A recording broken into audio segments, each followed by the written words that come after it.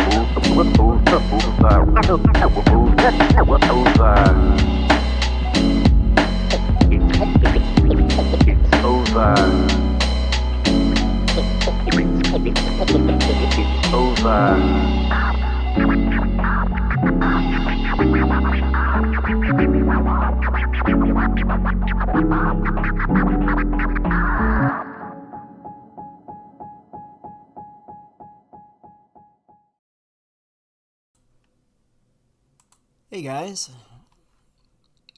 let's see here. So I'm using a new cord with this microphone, hoping that it's working right now. When I tested it earlier, it was working fine, but you guys want to let me know if it sounds alright? Anyways, so it's been kind of a quiet week. There's not been a lot of crazy stuff going on except for the JP Morgan allegations that were made. There's not really much to go into about that other than it just being really funny. And there's been some pretty funny memes about it. So I'm sure you all know what I'm talking about, but just in case, I'm gonna pull up a few memes about it. Hang on just a second here.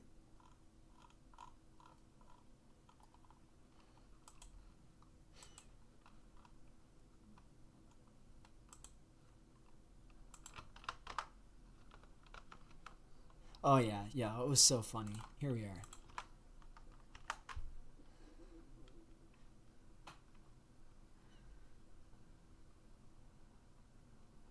The Post is running this biased headline after finding out the guy is an Indian named Rana.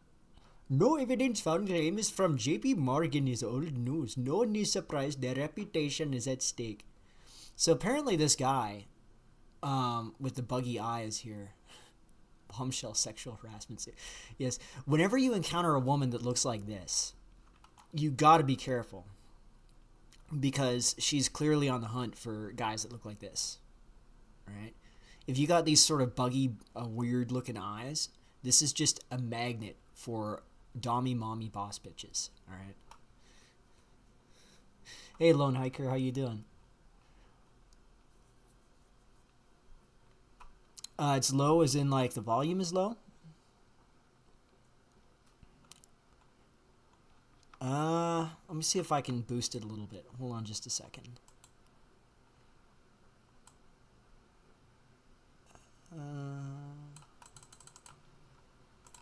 How's that sound?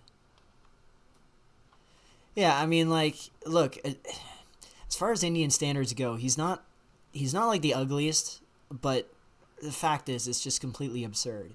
Like, I remember when I first heard this story, I was like, at first, like, without even seeing the guy, without knowing anything about him, my first impression was, this seems kind of wacky, but it's not impossible that this might happen. Because I have read articles in the past of women saying, like, it's time for us to use our empowerment to have office affairs or something like that. Like it'd be like the women have to lean in kind of thing, but involving sex scandals in the office.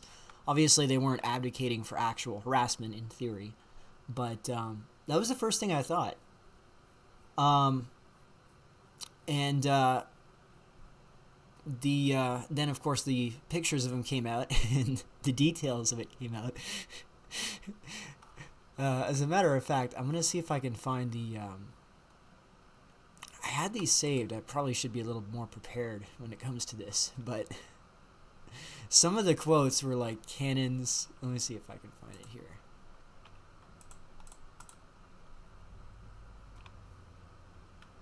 Uh-oh. Whoa, wait, what? What do we have here? What do we have here? I swear to God, I didn't plan this. It just popped up. You know what this kind of reminds me of? This kind of reminds me of the meme of Indians. They'll take like random photos with white women, and then they'll claim that they're dating them or in some kind of relationship with them, and then it'll freak the women out, and they'll post in the comment section. Actually, I'm gonna see if I can find this. Cannons. Here we are. This is what I was looking for. Let's read this. See, okay, like, it wouldn't be completely crazy if this was like a 60-year-old obese, like, hag, okay? There would at least be something that you could grasp onto. Because there have been cases where these kind of hags will harass anyone. But let's no woman looking like this is going to be pestering. I don't even think that she would pester a Chad in the office, all right? Like, a woman like this, she's not having any of her needs deprived, okay? Guaranteed. Like, she's probably... I've known... like, okay, so when I went to high school, I remember I was in school with this teacher's aide that was in one of my classes. There was, like, a kid with Asperger's in the class, and... she was, part of her job was to, like, be a teacher's aide for kids with autism spectrum. And she was married to this business guy. And this is a Lebanese family, by the way, for some additional context. And she was attractive, kind of like this woman. And her husband was like a 6'5", like a Lebanese rich Chad. And like whenever she would talk about her life, just whenever it would come up, you realize this woman leads a completely charmed existence, right? She has like 4 kids. She lives in a huge house. Everything's basically perfect for her now. And she didn't actually, like, she didn't make it out to be that way, but you could just suss out that just from details that she would reveal about her life. Okay. And, it's very similar in this situation, I'm sure, where this woman, she's attractive, she's in a high status career. The idea that career women can't get men, or that there's like some shortage for women at the top is largely a myth. Women and men do actually date and marry within their class for the most part. It's pretty rare actually to find a white collar educated wealthy business guy or whatever, or surgeon or doctor married to like a waitress or something. That's actually quite rare. For the most part, they are like within 1 degree of their class. Okay, like this is something that feminists. The reason why I like to clarify this stuff is not just to like beat down on manosphere points, but because these are statistically observed, like these are proven statistically with marriage data, demographics, and you just end up looking dumb if you use these arguments. And then like a feminist will pull the argument out and show like, no, this is the data showing there's when men date or marry, they date or marry within a degree of their class or income or education, you know? And yeah, cuckoldry is the new marriage meta. Yeah, I mean, I'm not even saying marriage is a good thing, right? But it is an indicator of demographic trends, right? Like, we could talk about whether marriage is a good thing individually for you, but it still is, on the eagle's eye view, there's some value to it. There's some importance to it, you know? Anyways, let's read some of these. I'll stop bloviating here. Hajdini then allegedly removed her shirt, began fondling her breasts, and racially insulted Doe's wife, remarking, "I bet your little Asian fish-head wife does not have these cannons," the complaint reads. God. Just try to imagine. This was when people read this cannons line or Asian fish head line, everybody knew instantly that this is bullshit, right? Like, no woman speaks like this, of course. I mean, I thought it was bullshit when I first saw the picture of the woman, because I was kind of like, yeah, there's no way. But cannons. I mean, look, everybody's shitting on this guy. I actually really appreciate him, because he's given me a lot of joy over the weekend, and like Friday, Saturday. It's been a lot of entertainment that I've gotten out of this, especially with his with his buggy face. Doe claims she then forcibly removed his pants and performed oral sex on him against his will. You know what I'm just imagining now? I'm imagining, like, I'm sure you guys have seen this, where it's like a hentai scene. And this is something that has always pissed me off about anime and manga generally, is that the male protagonists are always being portrayed as like getting molested against their will or whatever. And they always have like this horrified face when some woman's trying to extract some kind of sexual satisfaction out of them. And I'm just imagining this Indian guy with this sort of horrified look on his face as this beautiful Albanian woman is ravishing him. Oh, the horror. God, I could just imagine the tears flowing down his face as he's getting his genitals orally massaged. Oh, I got $1 from someone. Let me see here. From Anonymous, 1 USD. Well, thank you very much. And I don't see any message attached to it. Well, I greatly appreciate that, Anonymous. If you'd like to get onto my Discord server, I should say this. If you'd like to get onto my Discord server, any donation of any amount, including like $1 or more, you get access to my Discord server. The invite link is in the description right now. And you just have to prove that it's you that sent the super chat or sent the donation, and you get passed along. And obviously you have to read the TOS of Discord and follow the Discord TOS. You also have to follow the rules of the server. You know, it's very straightforward stuff. We shouldn't need to point to the rule book very often, but yeah. Anyways, let's keep going with this. The complaint says she repeatedly reminded him that she owned him and that she controlled his promotion and bonus. That's not true, by the way, and he knows that's not true. So apparently, this woman's not any kind of direct superior to him in any way. Like, they were operating in different departments. Oh no, Doe is not even an Albanian name. Yeah, Doe is not is the claimant. Doe is not the accused person. This woman is the accused person, Lajdini or whatever, Hajdini. This is such a peak corporate American story, where you have like some random Albanian getting accused of sexual harassment by a random Indian. Like, neither of these people are really American in the sense that we imagine America. Like, they're all recent immigrants from like high-powered family backgrounds. It's quite funny. Apparently, actually, this Indian guy is he's not Indian, he's Nepalese, and allegedly he's actually connected to the Nepali royal family, and that is how he managed to get into this finance position he's in. Because, okay, reading this, it's really humorous, but it's really stupid. This is 100 IQ shit at max, right? And yet this guy was in he was in JP Morgan, he was in Morgan Stanley, I think. He was in a few other financial institutions, and obviously he has a lot of money. So you wonder, how did this guy get into these institutions that are supposed to be for the elite, right? These are supposed to be institutions that you have a hard time getting into with just an Ivy education. You have to have an Ivy education, you have to have connections. He was able to get in despite being an obvious idiot. And allegedly this is because, as I said, he has connections to the Nepali royal family. And it sort of leads you to wonder, like, could this be the dam that breaks the, or could this be the hole that popped open in the H-1B dam? Because now you're starting to get these influence networks from foreign countries and foreign elites establishing themselves.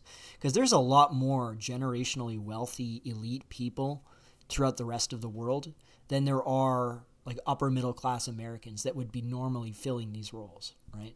Like if you consider the kind of Americans that would be working at these elite institutions, it'd be maybe 2 to 3% of the American population, which is like 12 million people.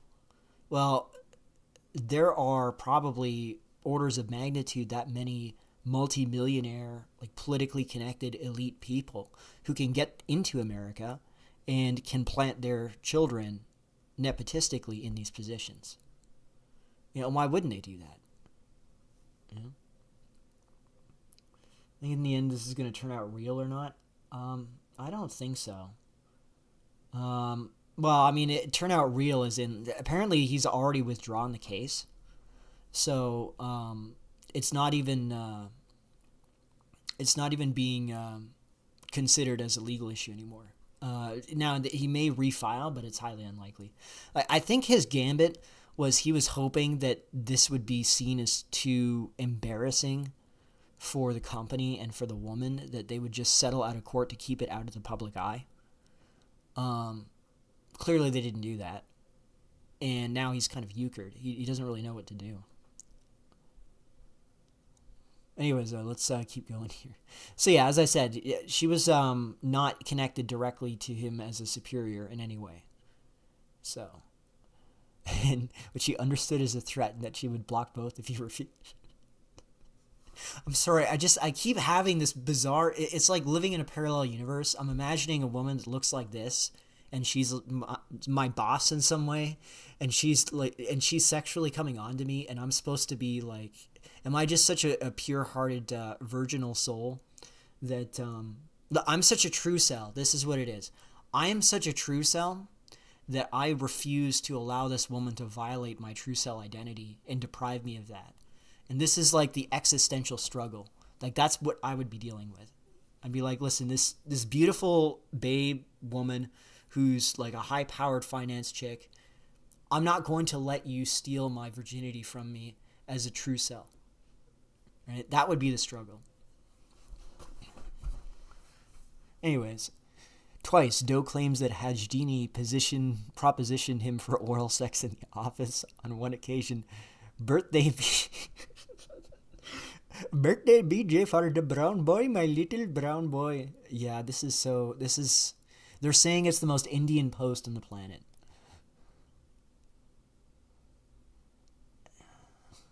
Problem with the elite don't represent the majority demographics. If the elites were white, then white people wouldn't care about getting screwed / scammed. 100% Javier, you're 100% right about that. And it's true anywhere, right? Like, this is why, like, one of my hottest takes, I don't think I've talked too much. I think I talked a little bit about it in a previous stream. But one of my hottest takes is that Mugabe did nothing wrong. Okay, well, actually, no. I'm not saying that he did nothing wrong. He made a lot of major mistakes. But Robert Mugabe was actually a much smarter politician than, for example, Nelson Mandela and the ANC leadership in South Africa. And the reason for this is because he understood, he wasn't like going to play games with democracy or whatever. He was a nationalist for his tribe, his Shona tribe. And his focus was, we're going to get rid of the elite that was formerly European in Rhodesia, but we're not going to like massacre them. He kept the farmers. Here's a crazy thing. This is like a total digression, but like Mugabe came to power in 1978 or something, like the 70s. The farm expropriations didn't happen until the 2000s. And it was like in the late 2000s. So there was 20, even 30 years between Mugabe taking power and white farmers getting their land taken. If his strategy was to just take farmlands from the whites and just expel them from the country, he would have done that as soon as he took power because he had the Soviet Union on his side at that time. because there was the Soviet Union, China, and America, and he was balancing himself between these powers. As a matter of fact, the first thing he did is he took his ZANU-PF fighters and he went and massacred the next biggest tribe, the Ndebele tribe. See, that's thinking because he knew the real political enemy was the Ndebele. They were the ones that could actually pose a threat. The white farmers were just farmers. They didn't have any real influence. They were just farming land. They couldn't defend themselves if you really wanted to engage in atrocities against them. So he was like, well, these people are useful economically. They're not interfering with my political goals, so I'm just going to leave them alone, and I'm going to go after the real tribal enemy. Anyways, that was a big digression, but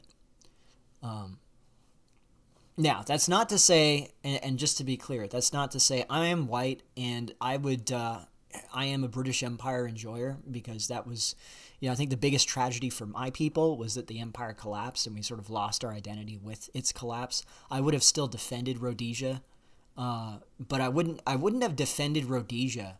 And this is the difference I make, right? And I've also made this argument with Haiti, where it makes perfect sense for Haitians to want to, when the Haitian slave uprising happened, it made perfect sense for the Haitians to want to massacre the French settlers, because they were being used as industrially worked to death slave labor. 100% makes sense that they would want to massacre the French. I would still side with the French because that's my background. I'm going to side with my people, even if you could make the argument they're morally wrong, because I don't drag morality into it. It's just about interests. Whose interests are how do you negotiate the interests of these two conflicting parties, and what side do you fall on for your people? And once you take the morality out of it, where you're making one side evil and the other side good, once you remove that, everything becomes so much easier to understand, and you'll find that you actually have a lot fewer enemies in the world, because now suddenly you don't have to drag this morality thing in. You can just say, okay, this guy is a Shona nationalist. He's fighting the next biggest tribes that threaten him within his territory. We, as white people, we want to maintain our farms. We can negotiate an agreement with this tribe to maybe pay a tax or tribute to them in exchange for us being able to farm in peace without too much interference. You know what I mean? That's how you could do things once you remove the morality from the issue, and you stop talking about this group is evil, this group is good, this group is violating human rights, whatever,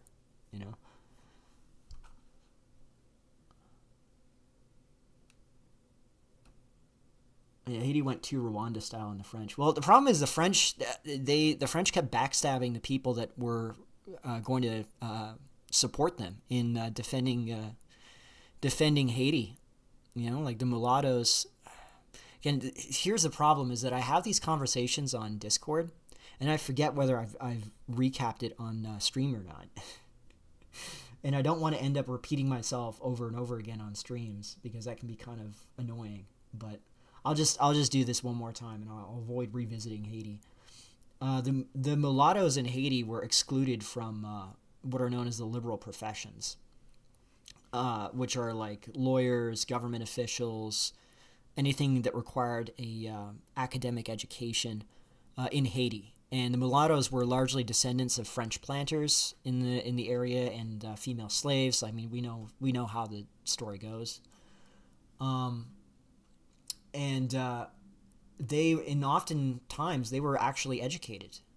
They had the educational background to do these professions, but they just were excluded on the basis of race, And as a result, when the first rebellion happened, the French actually promised the mulattoes in Haiti that they would be fully enfranchised. They would be allowed to become lawyers. They would be allowed to serve in the government of the island, and they were given full rights as French citizens. And as a result, the mulattoes sided with the English, sided with the French, and fought the slave rebellion, and successfully suppressed it the first time. They actually successfully, and the mulattoes were critical in achieving that goal. But the French, being duplicitous, as soon as they won that revolt, they said, we changed our mind. We're not actually going to fulfill any of our promises. and they just went back to the status quo. And so the next time there was a slave revolt, the mulattoes did not side with the French. And the end result was what we saw, Like, yeah, the mulattoes were left alone at first. Then after the French were massacred, they went after the mulattoes and massacred them as well. It's like nobody won that except, I guess, the black slave. Well, yeah, the black slaves won because obviously they ended colonial rule on the island. But the mulattoes lost, the French lost, and it was entirely because the French were just being duplicitous and they refused to honor their agreements.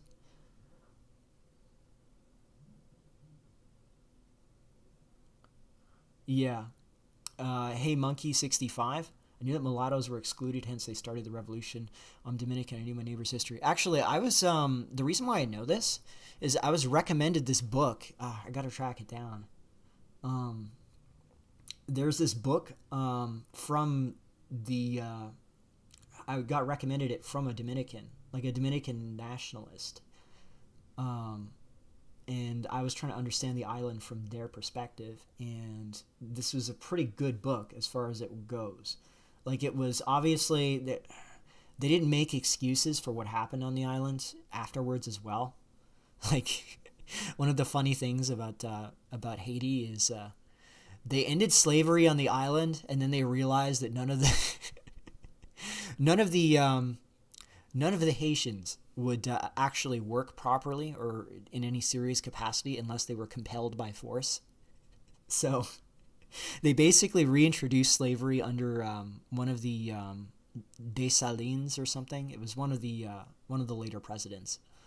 And effectively, it was just compelled labor because you couldn't get them to work. It's pretty funny.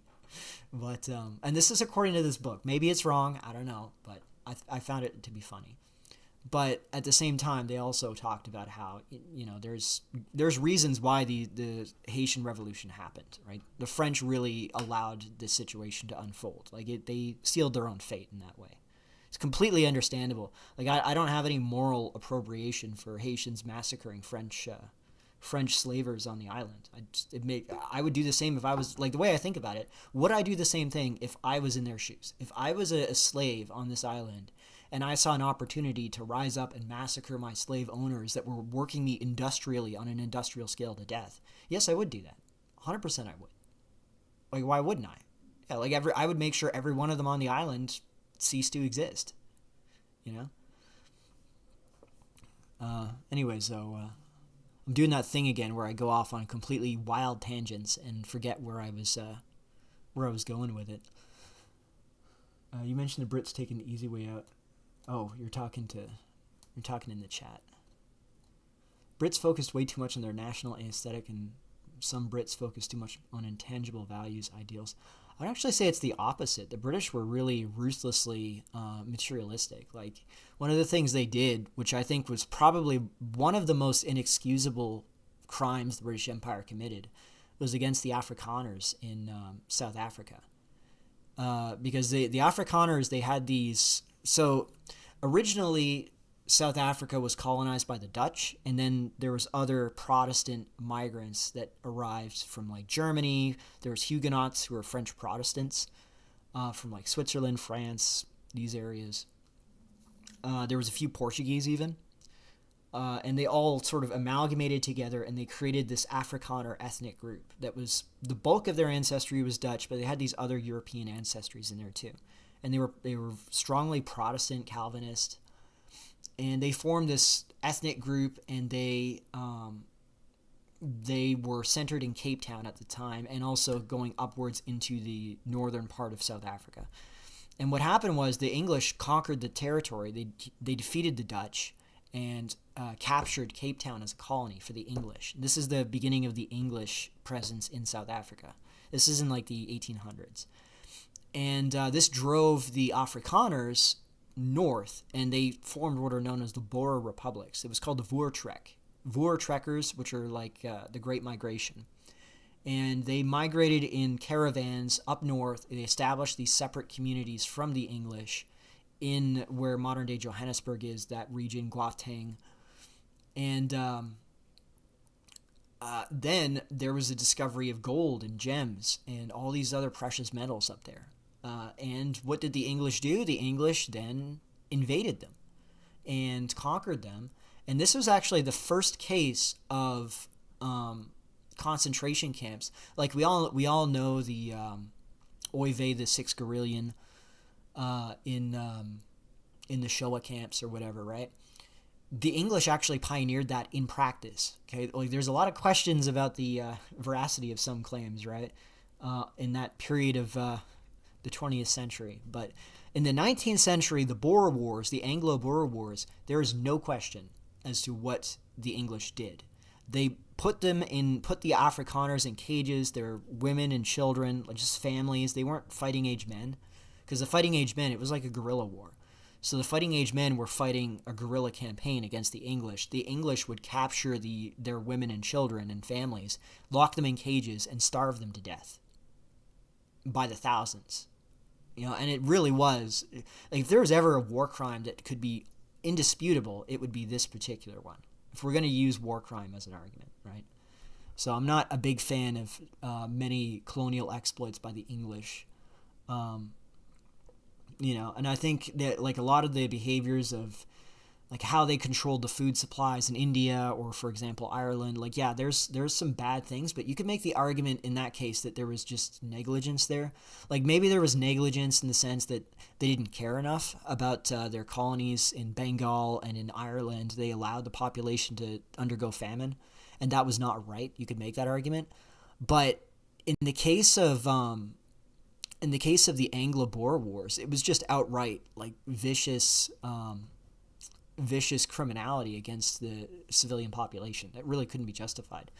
Like, it would honestly make Gaza, like what the Israelis are doing in Gaza, look like a fairy tale by comparison, like, or look like a walk in the park.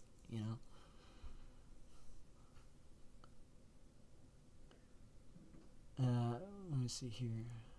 Queen Victoria longhouse the Boers, never forget the real traitors.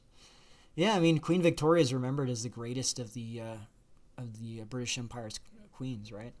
So, and look, I'm not anti-British Empire. I like the saddest thing for me is that England and the UK, instead of reconstituting the empire by letting go of the non-white colonies, like the colonies that were composed of foreign populations that are settled, like the African colonies for the most part, India, the Asian colonies. If we had just let those go and we had just kept the United Kingdom, Canada, Australia, New Zealand, maybe South Africa to some extent, there could be some negotiated, because I mean it was kind of South Africa was the situation there wasn't really sustainable. Like, what people don't understand is when apartheid came into existence, it was like 35% or so white, the whole South African colony. It was like 35% white. You can run an apartheid system at 30 to 35% white. And again, I'm not making moral justifications in one direction or the other. I'm not pearl clutching saying that they're evil for doing apartheid, and I'm not saying, yeah, we need to have like racial separation and inferiority of these lower races or whatever. I'm not making either argument. I'm just looking at it logistically, realistically. Realistically, you can manage an apartheid system at 35% of when your population's about 35%. When your population's 10% and you're having to manage 90% of the population with internal passports, restrictions on movement, like all these complex restrictions on freedoms, freedom to work and freedom to do this, freedom to do that. And there's resentment built up because these people are actually being repressed, right? They are being denied rights that the dominant population has. This is just an unsustainable system in the long run. What they should have done is they should have figured out, like, if I was in charge, I would have said, we're not going to do democracy because it's going to be a disaster, which it has been in South Africa. I would have said, the way that we should do this is there's these major tribes. There's the Zulus, there's the Xhosas, there's also the colored population, which are like a mixed race population in the Cape region. And then there's the whites. Let's come up with like a representative system, like a corporate system where each group represents a certain type of interest, And like we have all these natural resources in South Africa. South Africa is absurdly resource rich.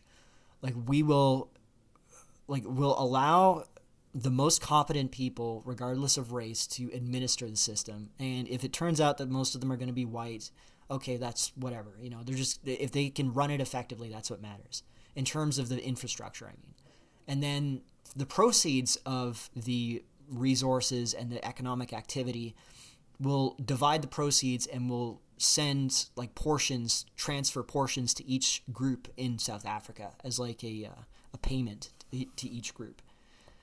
Sort of like a toll or a tax. Like that's how I would do it. We kind of do that in Canada, actually. It's called transfer payments between provinces.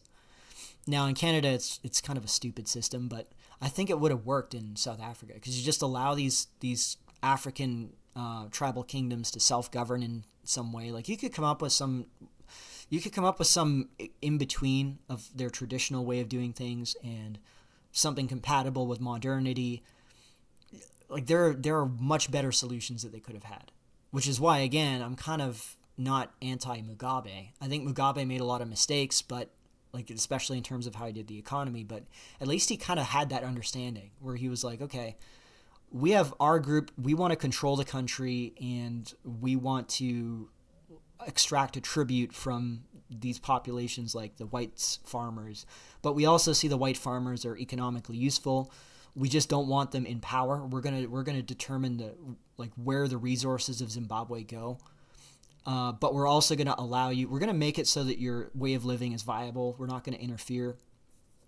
Just acknowledge us as the lawful government, and we'll leave you alone. Like that was what Mugabe did right up until the 2000s. He ran out of money, and his supporters were demanding land.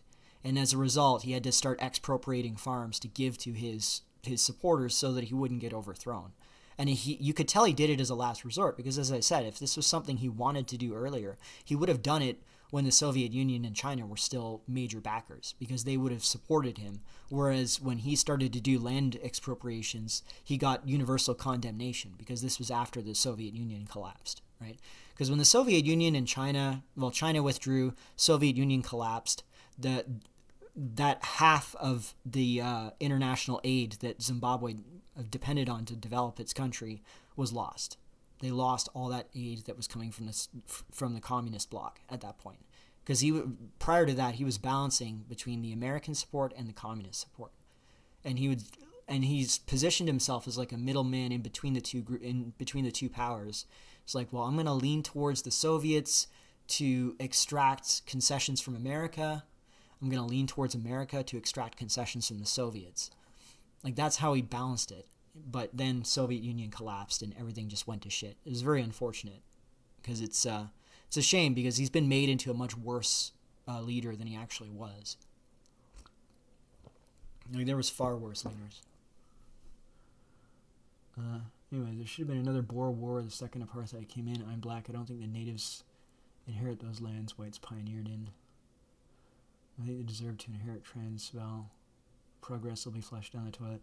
Yeah, I mean, practically speaking, things are a lot worse in South Africa now than they were under apartheid for everyone. And everybody acknowledges this now, right? Like, we have a South African in our server called Zool.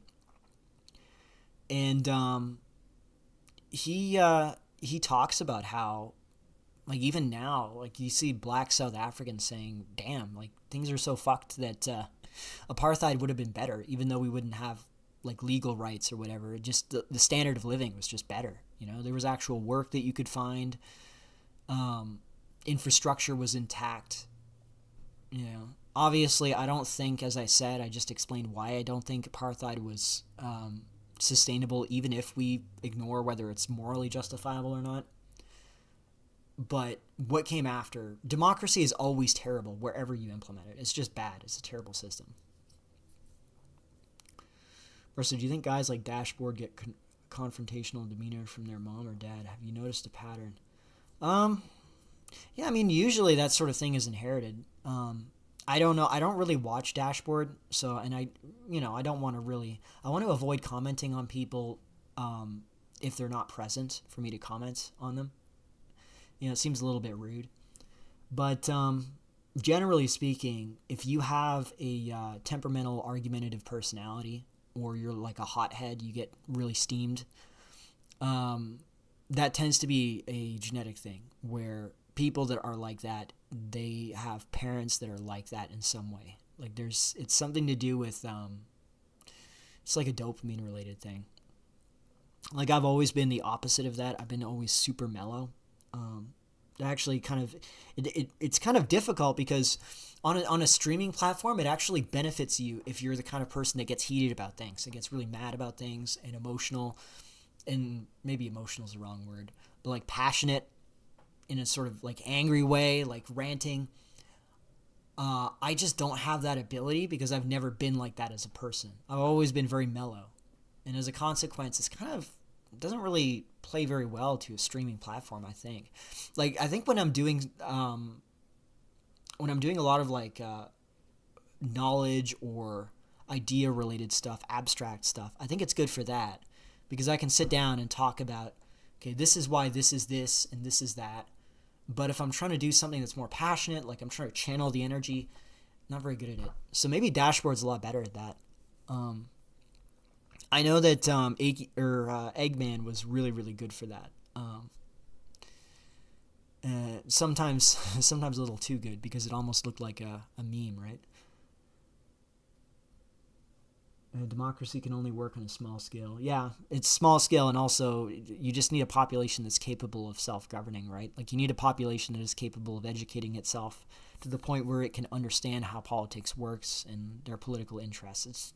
Most of the time it doesn't work. If you are going to have any kind of democracy, you have to strictly limit it to people who can pass like a... I think that's actually how Rhodesia ran things. Rhodesia, the way they didn't have apartheid in Rhodesia. They had, I'm pretty sure it was at least on paper, equal rights in terms of legal rights between blacks and whites, but they required a competency test and like a literacy test to vote in Rhodesian elections. And as a consequence, well, I think there was also maybe some proportional modifications where whites had a greater share of the vote than they should, just based on them being white. But I do know that they had some kind of literacy test or whatever, and this excluded a large percentage of the population in Zimbabwe. But, you kind of have to have that. You have to exclude a large percentage of the population if they're illiterate, if they don't understand shit. Because then all you do is that you have like some guy show up and start handing out free sandwiches for votes, and then he gets voted into office, and he's just a total criminal thief, right?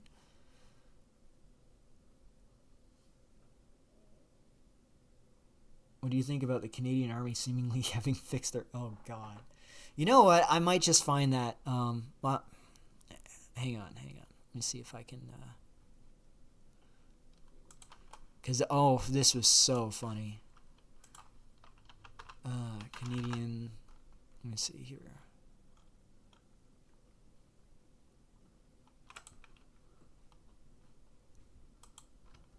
Okay, so there's this one here. I'm going to put this on the tab. And... see here. Canadian.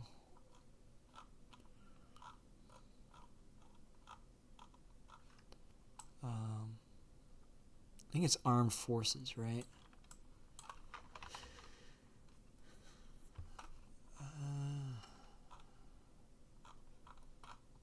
Military. I have these bookmarked. I'm just making sure I can find them here.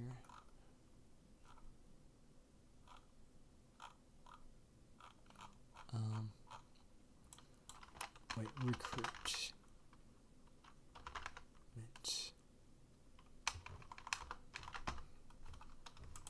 Canadian military. Permanent residence. Let's see here. Here we are. I found what I'm looking for.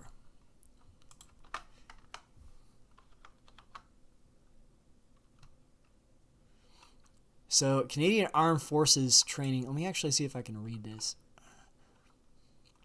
See, I try to avoid talking too much about Canada because it's not really, most people here aren't Canadian, obviously, so it's not really that interesting to you guys. But this is really funny, and I'm glad you reminded me of it, Anton, because it is super funny.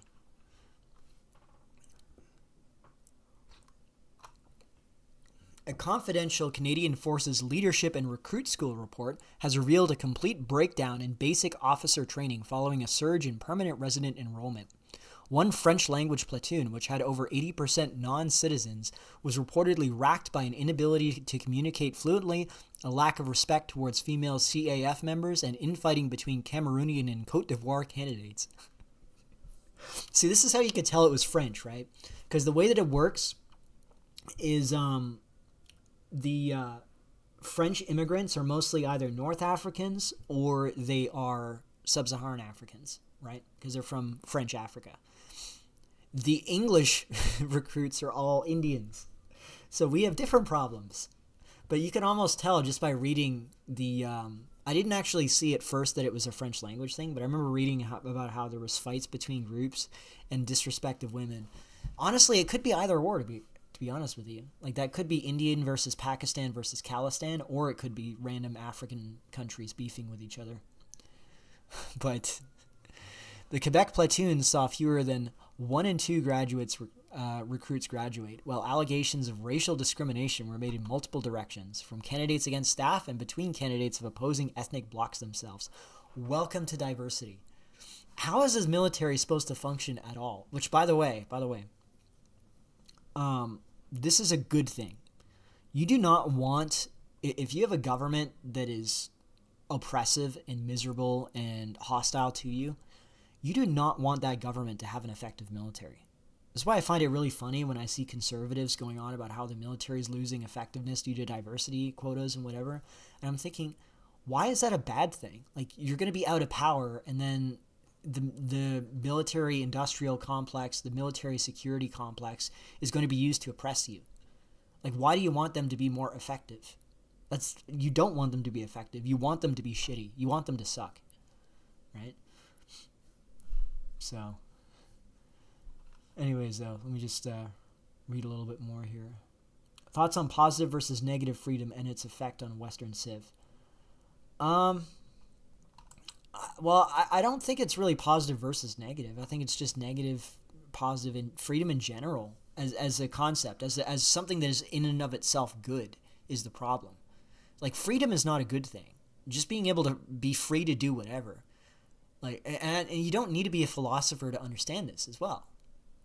You can go to a Native American reservation here in Canada, and you can see that the liquor store right outside the reservation is selling booze to these natives that they drink so much that they kill themselves within a few decades of adulthood because of how much they binge drink and drinking and driving, whatever. They're exercising their freedom. Like, you can't.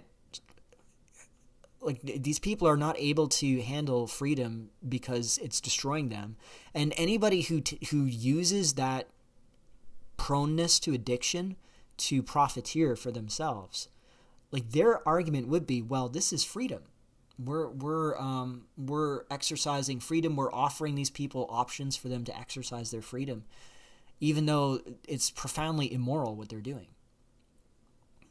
Like, that's my position. Like, what matters is what you are actually free to do.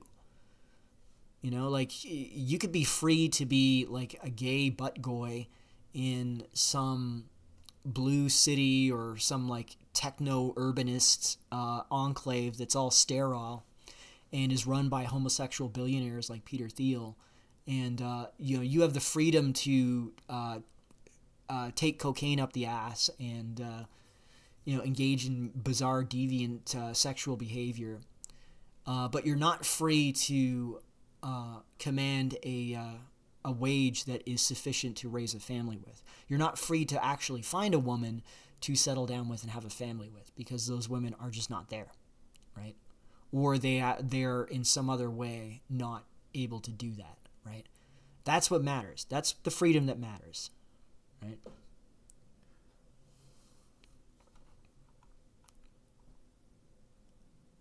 I don't care about freedom. I don't want to force to be with whites. They're dominant people that run things. Let me rather live in a reservation with a decent lifestyle. I don't know. I think everybody should want their own people to be sovereign in their own country. I would prefer being, and this is an argument I've made with nationalists and it kind of annoys me, because white nationalists, they will get fixated on trying to prove that whites are somehow superior in some way to this or that group, whether it's like Indians or it's Asians or it's Africans or it's any other group. And it's almost like they feel the need to prove that they are, like they don't have a right to be self-governing and to be sovereign in their country unless they're the best in the world. Because like the implication is that if there's another group that is cognitively superior to you, they have the right to come in and just rule you and take over your country and rule over you because they're smarter than you. This is just fairness, apparently. It's a very liberal way of thinking because they're starting, again, like the way to determine whether something is liberal or not is whether they're starting, like the thinking pattern starts from the individual and then goes to the group, from the individual to the group. Okay, that's how you can tell something is liberal. And when you're starting from the position that people have a right, like individuals have a right to dominate a market of other individuals if they are the most meritocratically successful. That is a liberal concept because you're starting from the individual. You're not saying, and you're saying that there's a morality that's tied to these individuals performing successfully, when instead you should be starting from the position of the group. Like, what's the interest of the group? Okay, does it benefit, for example, does it benefit black people in America to have immigrants controlling all of their stores in their communities? Now, I know that there's other issues like, crime and whatever that causes, their food security to be kind of a problem in various black cities. But the point is, does it, even though that these immigrants might be superior in terms of running these stores and these businesses, they might be more efficient at it, they might be more diligent, let's say, that still is money that's exiting the black population and entering into this other group, the other group's resource pool. So it's a net transfer of resources. It doesn't make sense from the black point of view to support that. Even though you could make the argument that they're meritocratically superior. From a pure meritocracy, they should be the ones controlling all these stores. And again, and another extrapolation of that is, so affirmative action was rolled back, allegedly. I mean, there's ways that they're toying with it in certain Ivy League universities. But generally speaking, affirmative action has been rolled back in many American universities. But whites have not benefited from it. Whites are at about the same fraction of the university population as they were before the discrimination based on SATs, affirmative action, that stuff, before that was rolled back. So the reason for that is because, the blacks decreased substantially, like dramatically decreased. Hispanics, I think, were cut in half in terms of their enrollment. But all those spaces that were opened up, they were just taken over by Asians. And it's not because Asians are cheating in some way. I mean, maybe some are, but for the most part, they're just better students. They have higher SAT scores. They are more diligent. They study more. They're higher IQ, right? But does this benefit the white population to have these high IQ Asians controlling all of their high status elite institutions, or like dominating them demographically? Over time, if your student body is like 70% Asian or 60% Asian, over time your faculty, because faculty are gonna be hired typically from within the institution. Like if you're hiring somebody for like a professor role in a university, you're going to look at candidates that graduated with honors from that university, typically, right? Or you're going to look at other elite universities, right? So if you get a concentration of this minority group in these elite institutions, over time, they're going to start replacing administrative roles in those elite institutions, right? Does that benefit the rest of America to have this disproportionate representation in these elite institutions? And my answer would be generally no. Like, I would say if we're talking like Asian, like rice Americans, Chinese, Japanese, Koreans, generally speaking, you're not going to run into like national security problem. Well, you will with Chinese because there's the issue of leaking state secrets. But generally speaking, you don't see Chinese, Japanese, and Koreans engaging in aggressive nepotism, right, for their own group. Generally speaking, you don't see that. You do see that with other groups, right? You do see that with Indians. You see that with other migrants from third world countries, Middle East. You even see that with some European groups. You see that with Jews, obviously. As a matter of fact, Jews are the most blatant example of this. Jews got into these Ivy League institutions in the 1920s is when they first started to filter into them. And this is another thing that kind of annoys me because you hear a lot of people coping about Jewish IQ. And my position would be, or my argument to them would be, if Jewish IQ is not higher than white IQ, why is it that the WASPs, when they controlled America's Ivy League institutions, put quotas on Jewish admission? Why would they feel the need to do that? If they're controlling admissions, so there's no nepotism in Jewish favor, if Anglos are controlling access to the institutions to such an extent that they can actually put quotas on ethnic groups, right? Like, that's not even covert nepotism. We're excluding this group beyond a certain percentage, right? If they're able to do that, there's obviously no favoritism towards Jews in admissions, okay, at this point in time. Why would they feel the need to do that if the Jews on their own, meritocratically, were not able to enter these institutions academically?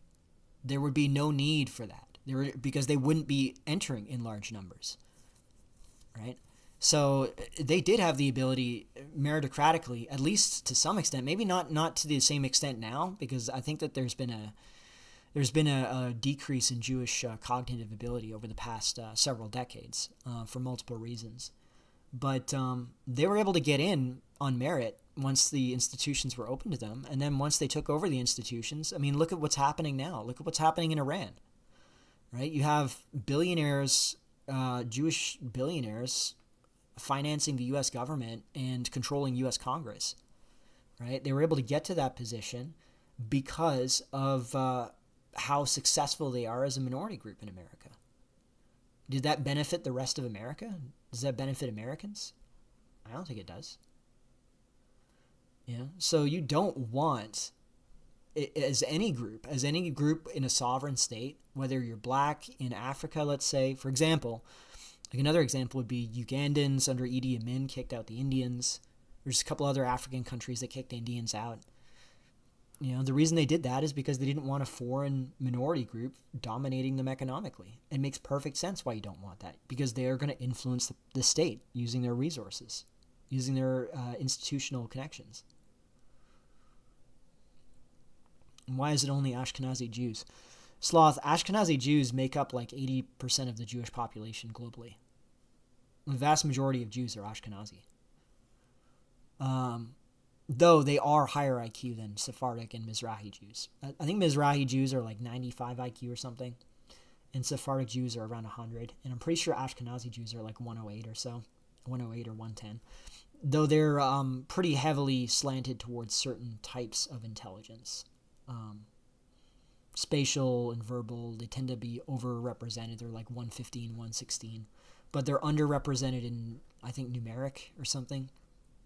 Like, there's a reason why you don't see that many Jewish engineers relative to the population. Like, they're mostly in finance, or they're mostly in media, and in the liberal arts, and that sort of thing. Let me see here. To be honest, blacks are in the very bottom of the hierarchy. Whites here treat Mexicans better than blacks. Every ethnic group discriminates against blacks, not just whites. Yeah, that's true. That is true. Unfortunately for them, though, a lot of that is self-imposed because, like, prior to the civil rights era, blacks in America were forcibly, in some way, required to adhere to white social norms. So, like, social norms around marriage, around behavior. Like, they didn't really fit them perfectly because doesn't really come naturally to them, but they were expected to behave along those lines. Like, they dressed in proper suits. They were married and stayed married for the most part. Again, they never really were quite able to do it to the same degree that whites were, but they had a functional society. But once civil rights happened, the whites' norms of behavior went from being the imposed norms in the society. Like, America went from being Eurocentric as a policy, where this is the right way to behave, and your natural tendencies are wrong, and therefore, you need to view whites and their behavior as a model for how you should behave. Like, that was the original model.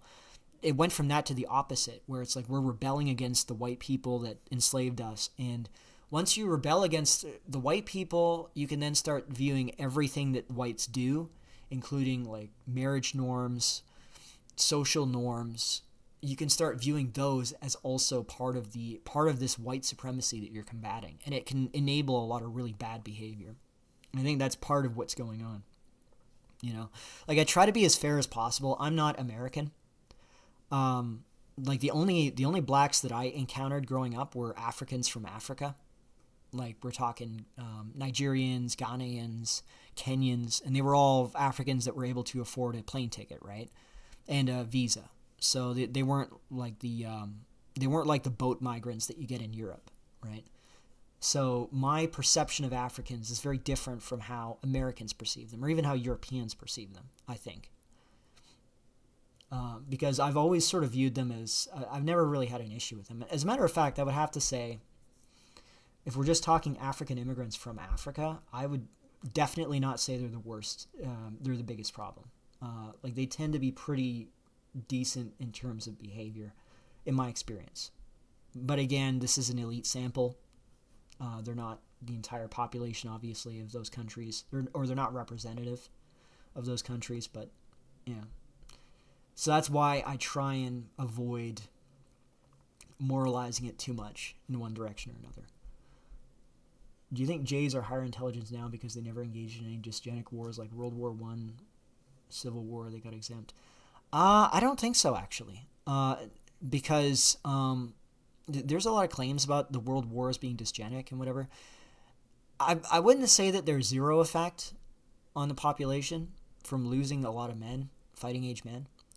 But if anything, it would be the other direction, because the kind of men that are fighting in wars, they're not going to be the educated and the elite, right? They're going to be the working class. Like, for example, my grandmother came from a pretty well-off background in England, and during the war, her and her family actually they migrated into the countryside. They had estates in the countryside that they lived in during the war when bombs were falling on London, right?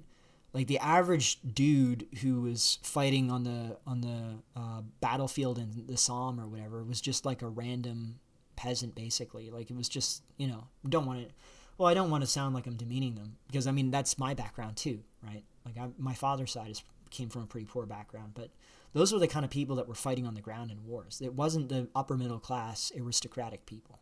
Some of them did it. Some of them would join the war as officers, but for the most part, it would be the poorer classes. And one of the ways that you can demonstrate this is because you have to remember, there were countries in Europe that did not fight in either World War.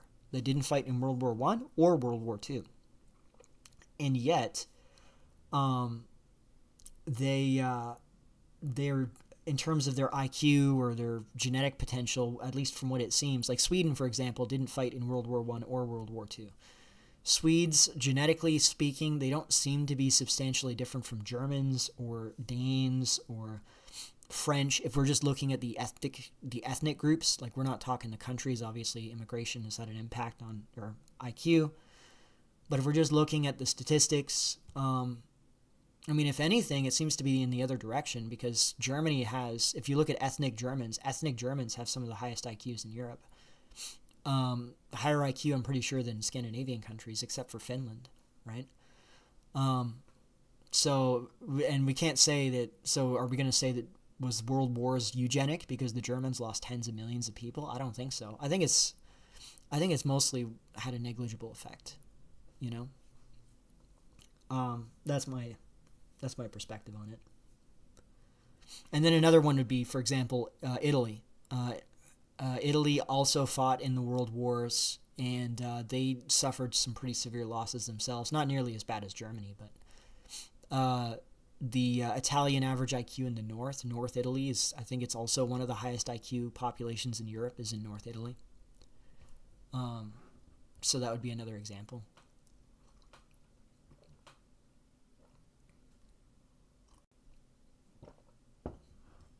Yeah, El Mosquito. In France, they have a similar view to yours. In fact, the Arab question has been so huge in the right-wing topic, they have a kinder approach to Christian Africans and Congolese. Actually, I'm working on a video on this, where I talk about, I mentioned it last stream, I think, too. I'm still working on it.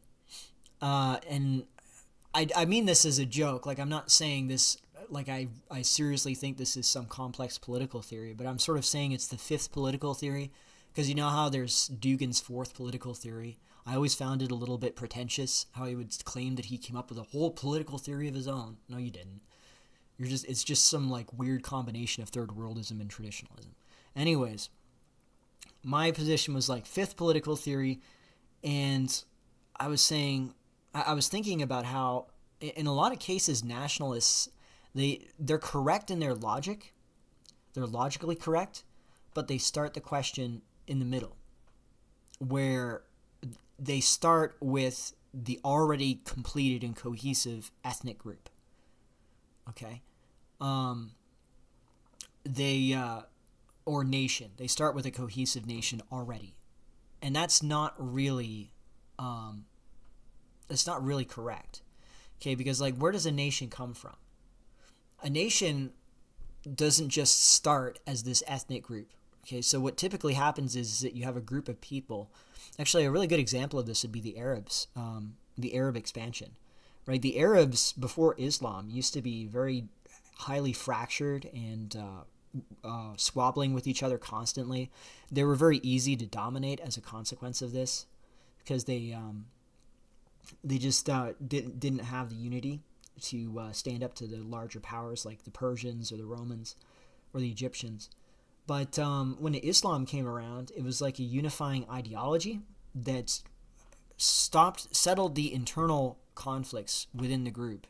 Well, actually, it's interesting because if you look at Muhammad's early followers, a lot of them were actually like subhumans, basically. You know, now I'm gonna be banned in Muslim countries or something, but it's just a fact. Like, and it's not even something they hid. Like, there would be companions named Bib, which is like, the name literally meant the deformed one or something. And he was described as this deformed dwarf that was one of Prophet Muhammad's followers. And because what Prophet Muhammad did was he recruited people who were like landless, they were downwardly mobile tribal members, or like peripheral members of various tribes. And he recruited them into his movement and gave them a position underneath him.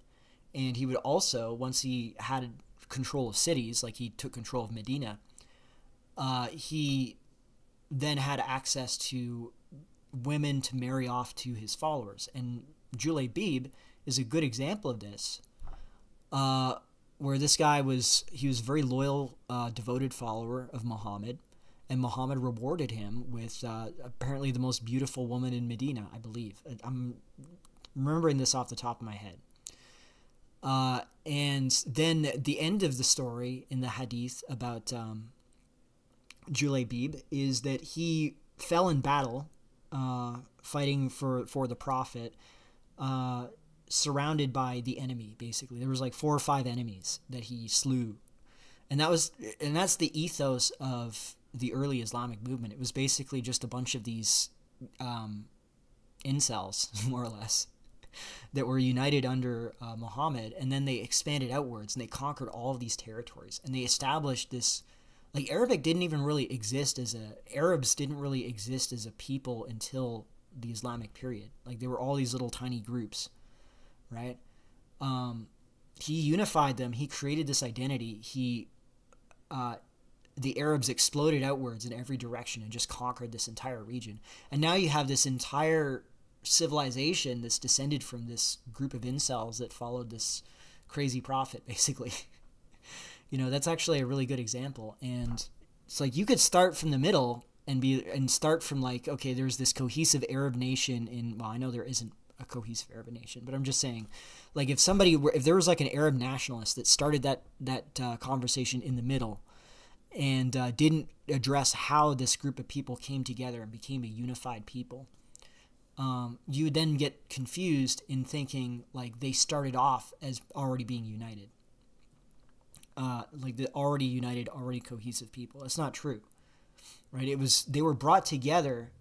Okay, actually, there was this really interesting YouTuber, actually. He died, unfortunately. He was this guy called Morris, and he would talk about blood bonds and how, like, the cousin marriages in the Muslim communities, they allowed for the creation of these blood bond kinship networks. And I was thinking, like, yeah, the way that you start creating a kinship network is like you have two men that are really closely aligned with each other, like they're comrades in battle, and then one of them has a son and one of them has a daughter, and they marry off their kids to each other, and then they are now not just former comrades, but they are now relatives, right? Because their grandchildren are now going to be descended from both of them, right? That's how ethnic groups, generally speaking, coalesce and become a nation, right? I guess that's kind of it's a little bit rambly, but my point is that you don't need to start with a monoracial population. You can have a population that has some heterogeneity in it. I mean, ideally, you could say, the more homogeneous, the better, because there's fewer fault lines. But you don't need pure homogeneity. You just need to have a unified population in terms of like shared lived experience. I think that's a huge one. You need to have the same way of life. You need to have the same life experiences as each other. And then once you put down the borders, once you establish your state, like if you're imagining a nomad horde, let's say we got a horde of Inkies. We've created a nomadic horde of Inkies, and we're going to go and conquer a civilized land. And then we settle our territory. That's when the ethnic group gets created, because then over generations, these peoples that started off as not necessarily related to each other, they would become related to each other in like a kinship way through settling in the same community, and then their descendants interbreeding with each other over generations. Like that's what I'm working with still, and it's pretty ambitious. And I'm trying to work it out in a way that works in a video format. It's not as easy as it sounds, or it's harder than it sounds. I mean, it doesn't sound easy, but yeah.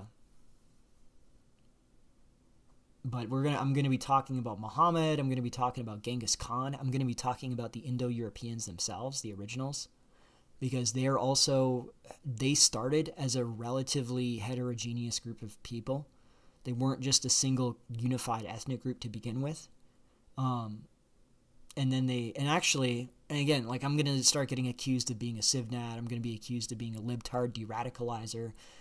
My sources are Kevin MacDonald. Kevin MacDonald, for those of you who are not old cells in this field, he's like one of the arch JQers. He's the one who literally wrote the books on the JQ.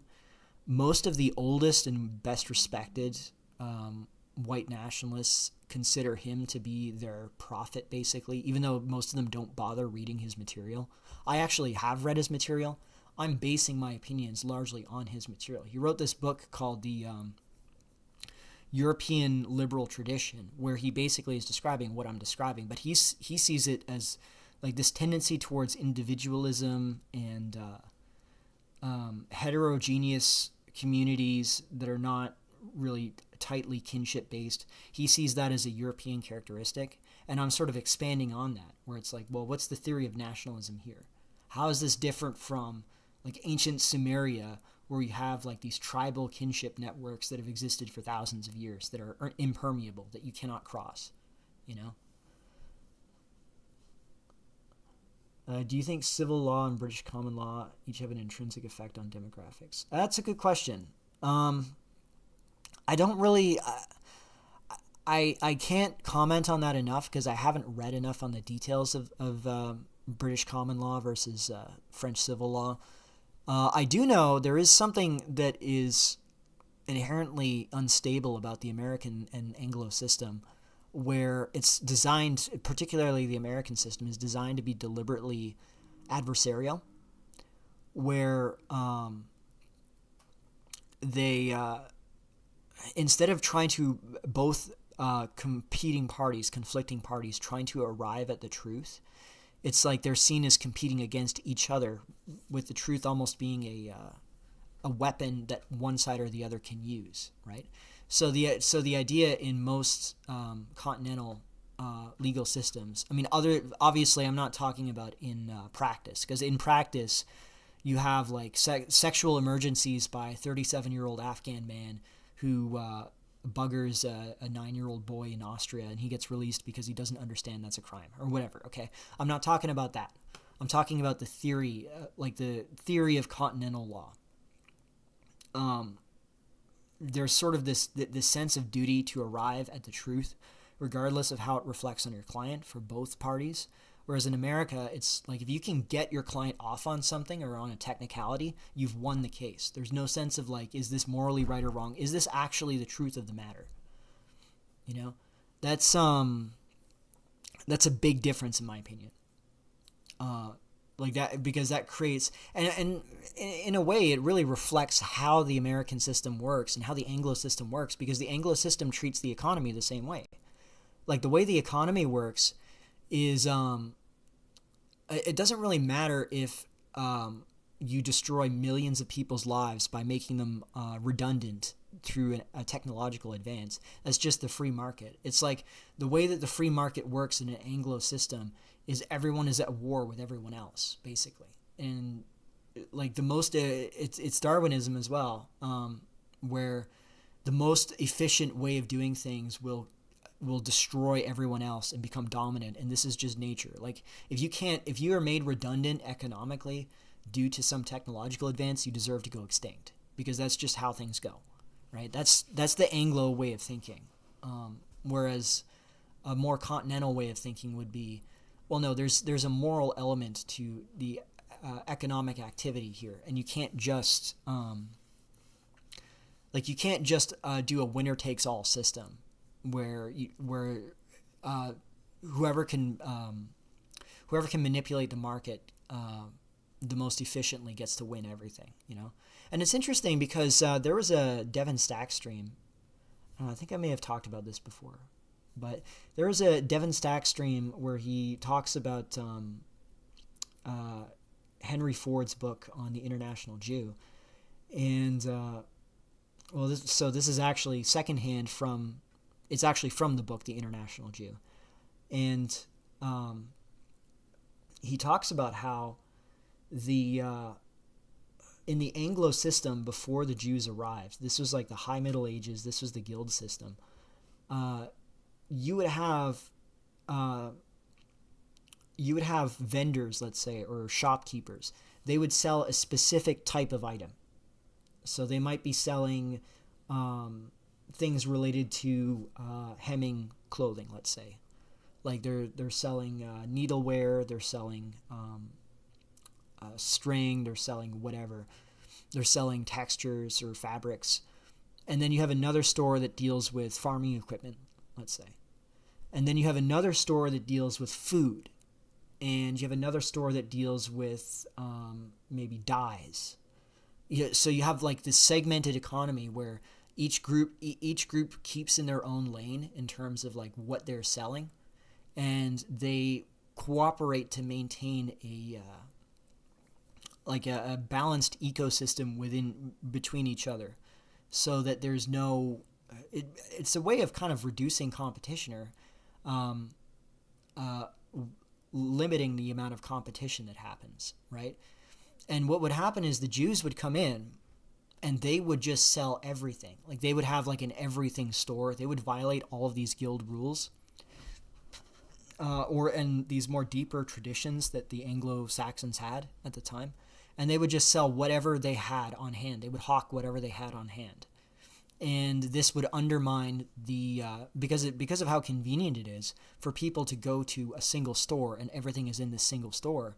This would cause all these other businesses to start losing profit, right? And this generated an enormous amount of anti-Semitism in England. And this is why, like, if you'll read things like the Jews were so hated in England that the King of England in the 1300s, in exchange for expelling the Jews, he would require like tons of gold.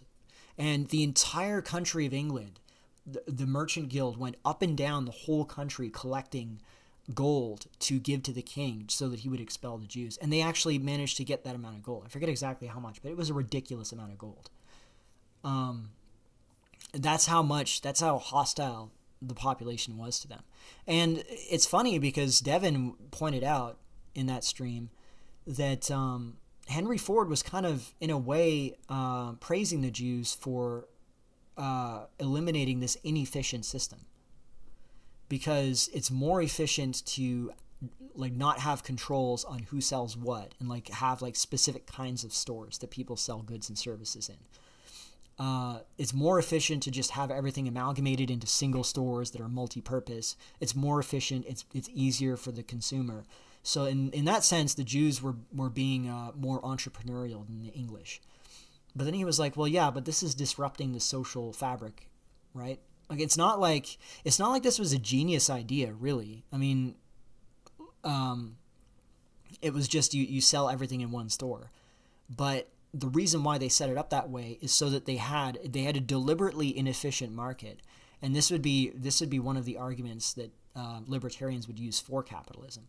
But it would be an inefficient market that made it less profitable or less efficient for the consumer, so the consumer would have to go to more stores to get the same goods, or perhaps they would be paying more because there's less competition between the store owners, so they are less price sensitive.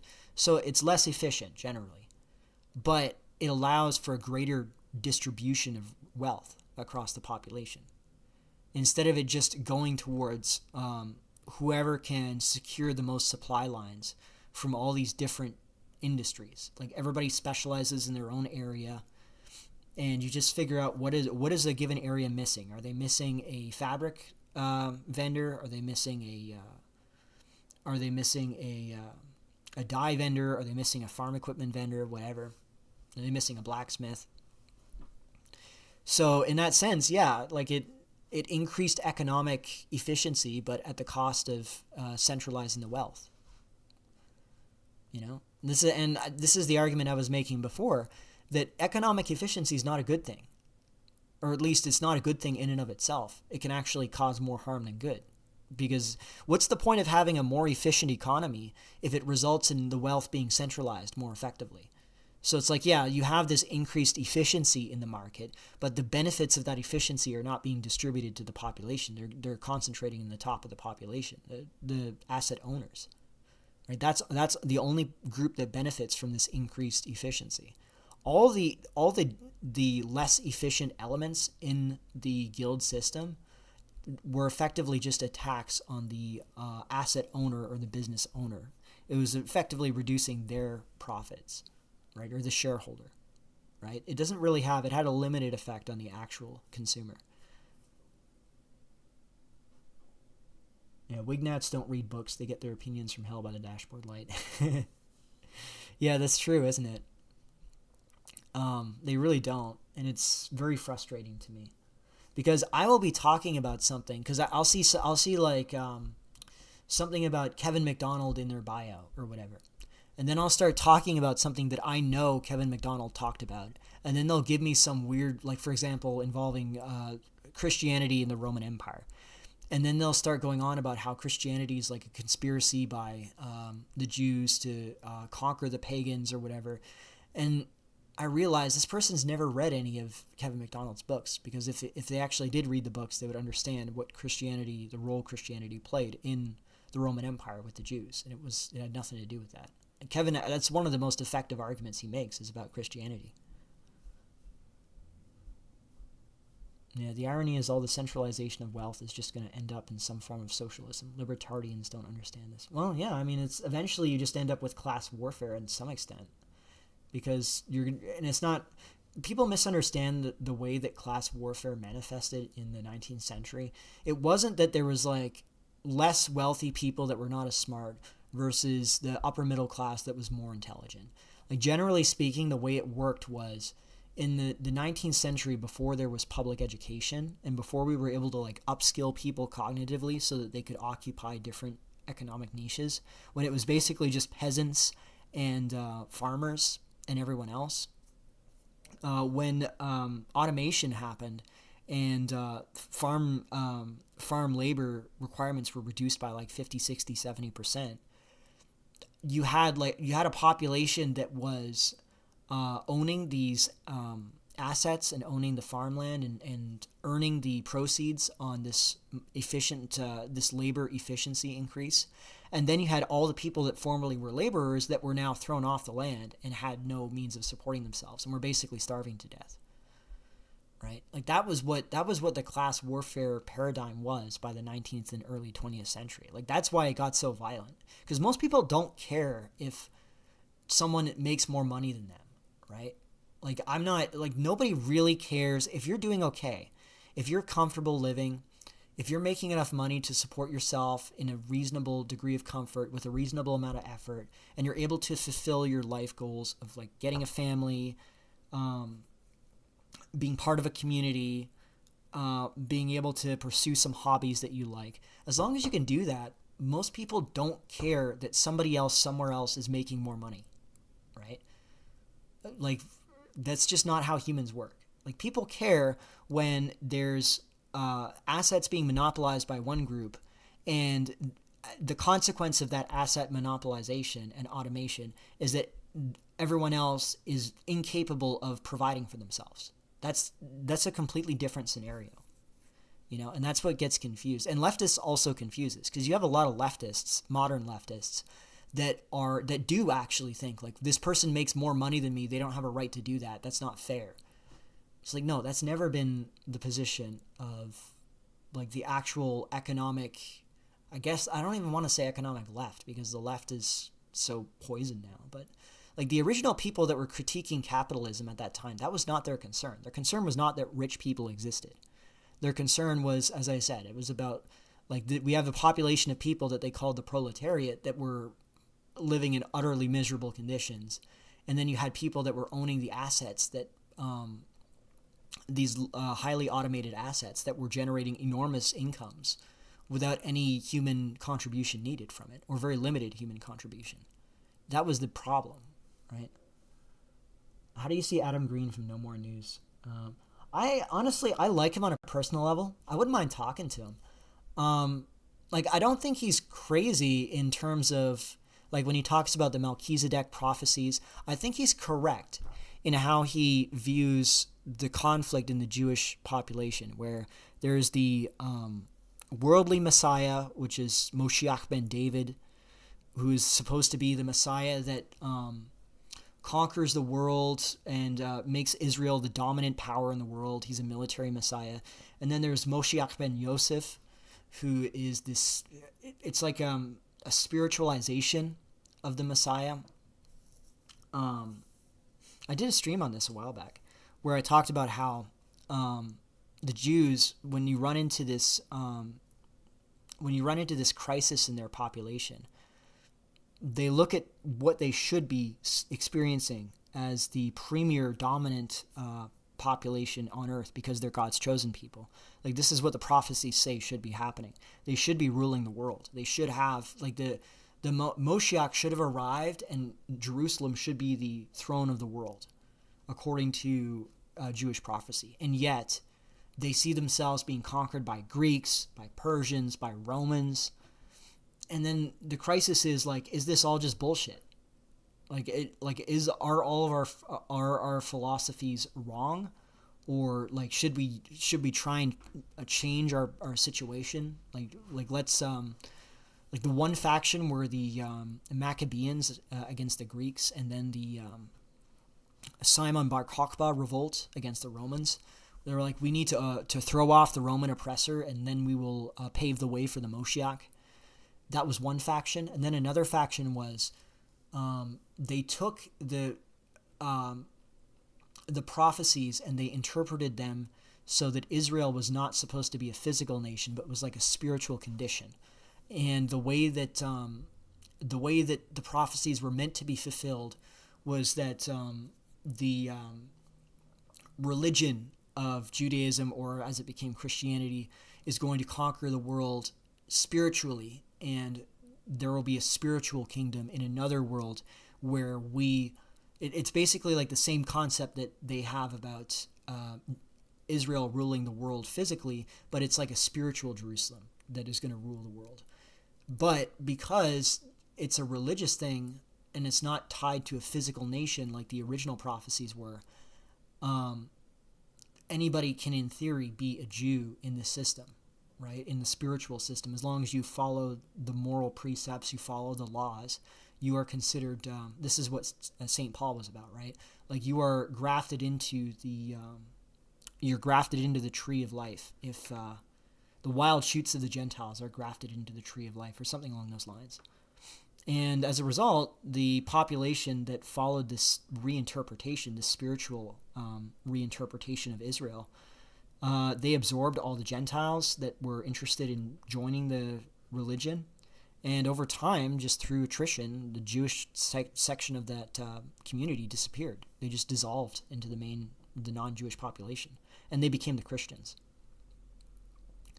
Whereas the Jews that maintained their commitment to the physical understanding of prophecy, that the Messiah would be a physically embodied person that would conquer all the nations, those remain the Jews. And those are the ones that have remained to this day.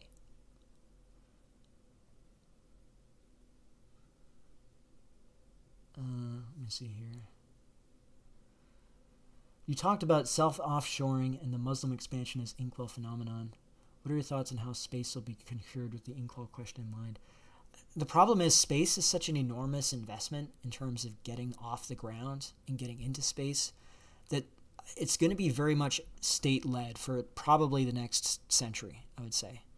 Once we are able to establish moon colonies and we have like permanent settlements in orbit and on the moon, once we've achieved that, the main issue with space travel will be resolved. Because at that point, then, if you can start manufacturing on the moon, for example, because the moon has the resources needed to manufacture goods, like to build spaceships, let's say, and the low gravity makes it a lot easier. Once you actually get that ball rolling, all that you have to worry about is transporting humans off the Earth and into space, and all the actual materials that you need to construct things with, including spaceships, they can all be constructed in space itself.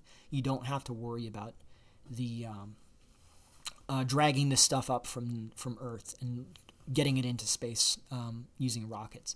Once we reach that point, we could get some really interesting things going on. Like we could get some unironic space cowboy shit happening. Because if you look at the distances between, like if you look at Buzz Aldrin cyclers and the time spans between orbits of Mars and Earth and Venus, let's say, because there are also reasons to create orbiting colonies on Venus. Once you look at the distances and the time frames that are being considered, it's like several months to maybe a year or two. That's not that unusual. Like that's not that unlikely. Or unlikely is not the word. That's not that dissimilar. That's the word I'm looking for. It's not that dissimilar to what existed in the Wild West and what existed in the early colonial period for Europeans. Like Europeans, it used to take several weeks to maybe even months to take a wooden ship and transit across the Atlantic or transit around Africa into Asia. Like it used to take an enormous amount of time, right? That's how we established colonies back then. So I think we could see another rebirth of that if we're able to make it to that point, and that could be very interesting. Now, I don't know if we're going to see anything Inky related, because I think if we're even going to have a chance at reaching that point, we're going to have solved these problems. Like these surface level problems need to have been dealt with, right? or else we're not going to be able to make it to that point. I don't think. I've been listening to your stream on X2 until now. Crazy how the fight with my parents took over half your stream. Well, it's unfortunate to hear, Anton, but it's good to see you there. Yeah, E. Michael Jones' Capitalism book, State Capitalism is Protestantism in the Time. Yeah, E. Michael Jones has done a lot of really good stuff. He gets a lot of smoke from the alt-right because he is really sort of dodgy on the race issue because I think he's kind of afraid to deal with it practically because he's like a hardcore Catholic. Like his beliefs are all Catholicism. Like if you want to understand E. Michael Jones' position on race, you look at the Catholic position on race, the Orthodox Catholic position on race. If you want to understand his position on economics, look up the Orthodox Catholic position. He doesn't have any heterodox opinions as far as the Catholic Church goes. So, and as a result, because the Catholic Church is the universal church, he cannot take any kind of essentialist view on nationality or nationhood. Now, my position would be if I could talk to him, I would tell him, like, there's a way that you can understand. Like, the Catholic Church shouldn't have to come out and endorse ethno-nationalism, okay? Like, nobody should expect the Catholic Church to do that. But what the Catholic Church could do is they could acknowledge that this is, like, tribalism in some form or another based on essential characteristics and that are exclusive in nature or exclusionary in nature. That is an element of the human condition that can't be avoided. And if you want to, and the only thing you can do at that point is manage it. You can't just like pretend it doesn't exist or browbeat people for getting into ethnic conflicts. The only way that you can manage ethnic conflict is by allowing people to separate into their own self-defined groups and allowing them to exclude others from those groups on the basis of any characteristic they choose, including essential characteristics.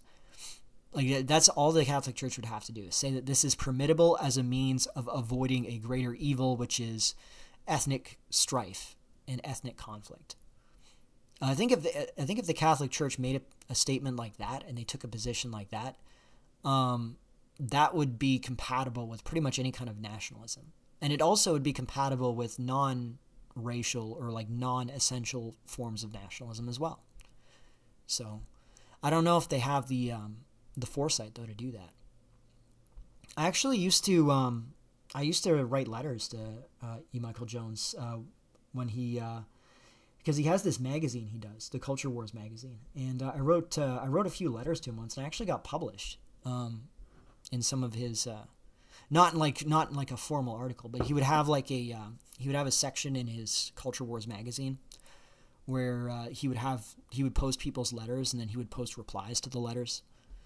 And I got a couple of replies from him, but they were not on that topic. They were on more generally like understanding cultural positions that he had. Yeah. There's no WASP elite in America. America is German, Irish, Polish, and other European mix. Own it instead of obsessing over Anglos. It won't get you anywhere. Well, yeah, you're 100% right, Barry. You're correct about what America is now. When I was talking about Anglos earlier in the stream, I was meaning just at that time, because there was a WASP ruling class at that time. Now, it doesn't exist. They surrendered it themselves. And, I made a video on this. I think it was my second response to Tails. I think it was my Copegenics video, where I talk about how it's not like the small hats just like strong-armed their way in, put guns to everyone's heads, and said, you're going to open the borders now. You're going to let go of direct control of this country. We're taking over now, and we're gonna do things our way, and if you don't like it, we'll shoot you in the head. That's not what happened. Okay, what happened is that there was a business class, and then there was the Jewish element that was highly active in academia, and they offered justifications for opening the borders that the business class, which was dominated by Anglos, rich Anglos at the time, already wanted to hear. They wanted to hear reasons for opening the borders and destroying the system that existed before 1965, which allowed for very high wages.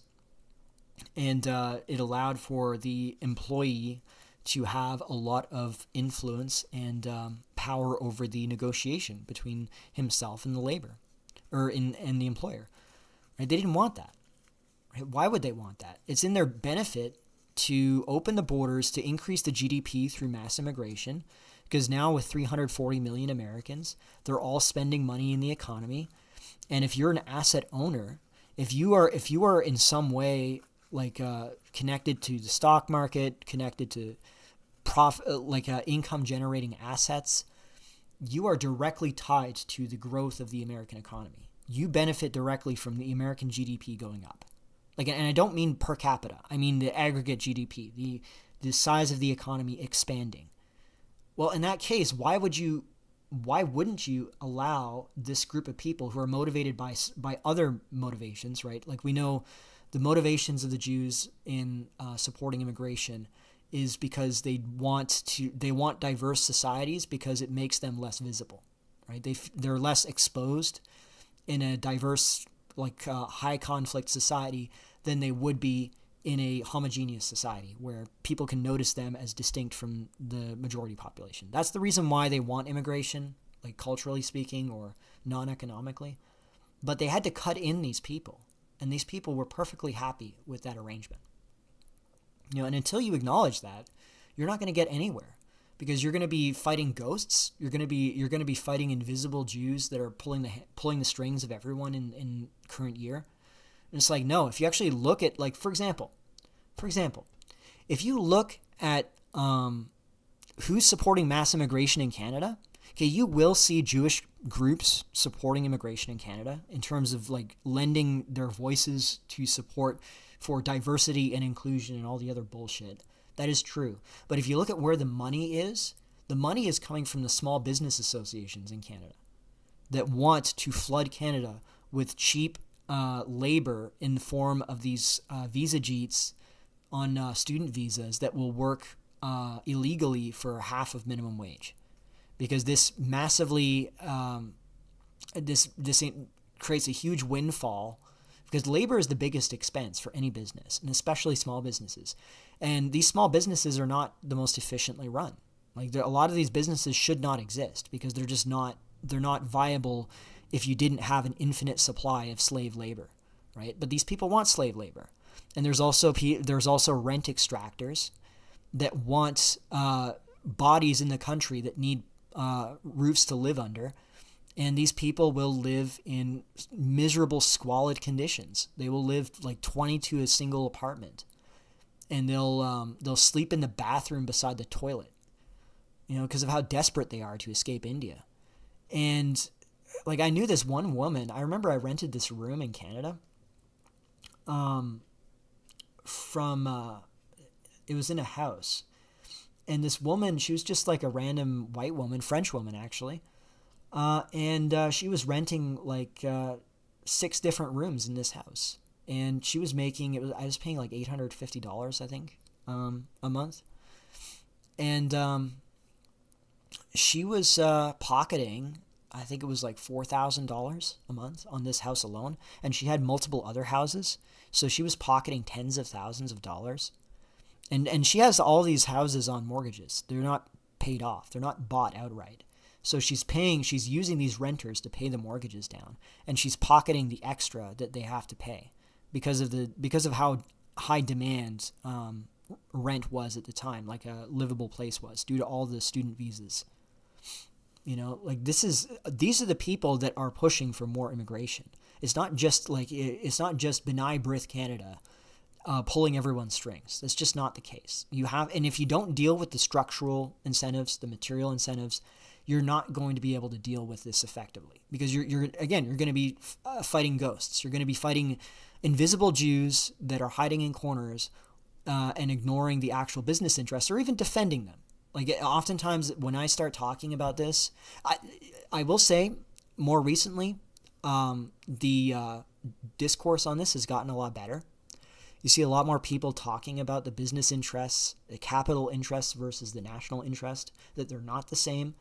But up until recently, and you still see Gen X retards that will, if you have any kind of criticism of capitalism or any kind of criticism of business interests, they'll start calling you a socialist, and they'll start calling you a leftist, and or they'll call you a Democrat even if you're not an American. It's pretty ridiculous. Michael Jones' books state the WASP elite team up with the tiny hats in order to push the white Catholic groups like the Irish, Italians, Polish Americans to push them into assimilation to intermix. Well, yeah, Javier, you're talking about Slaughter of Cities. That was one of his best books, actually, I would say. He can get kind of rambly in some of his other books, but Slaughter of Cities is a really good one, and it was about breaking up these ethnic neighborhoods. But you have to look at it from the Protestant perspective. When America brought in all of these Catholics, they formed a fifth column in America. America was a Protestant country before the Catholics arrived. And the main division in America was between the South and the North, the Yankees and the Dixies. That was the real original division in America. And the blacks were in there as well, but the blacks were not that important because segregation was still the norm in the South. Okay? But when you introduce the Catholics into this thing, they started to exercise political power through their demographic influence. They started to get Catholic politicians elected. They would start to... There's this notorious problem with Catholics where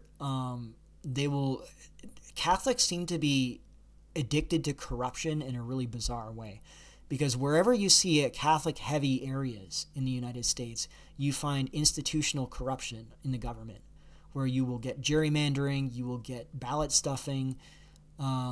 Like, for example, John F. Kennedy, he got elected through, I'm pretty sure there was ballot harvesting going on in, I think it was Michigan. It was one of these, what was his name? Mayor Daley. I think Mayor Daley.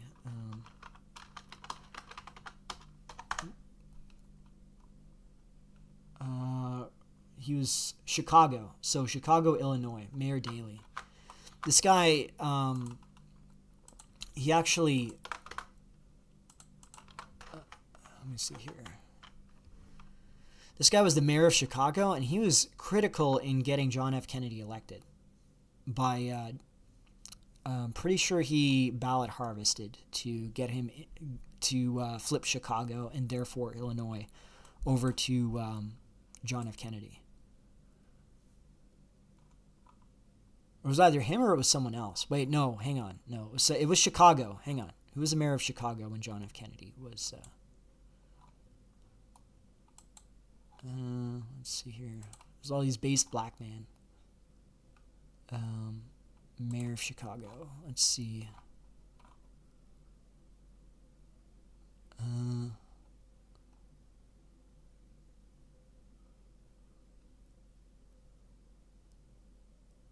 History, first mayor was William Ogden. Lori Lightfoot. Catholics are more nepotistic, which is why they don't allow their priests to have kids. Yeah, that's a good point. Well, I think part of that is also just because Catholics have been in more densely populated civilizations for longer than Protestants. Protestants, if you look at how Protestant countries formed, like they're Germanic countries that were mostly tribal settlements that were not densely populated at all until the medieval period. And even after the medieval period, like if you look at Northern European countries, up until the 19th or 18th, 19th century, Northern European countries were actually quite dispersed in their population. They didn't have big cities. Whereas if you look at like Italy, for example, like Italy had Venice, Milan, Rome, Amalfi. They had all of these urbanized centers. It was a very different way of doing things. But let me see here. List of mayors. Here we are. I'm going to find the one, because now I'm curious. I thought it was Daley, but I must be thinking of someone else.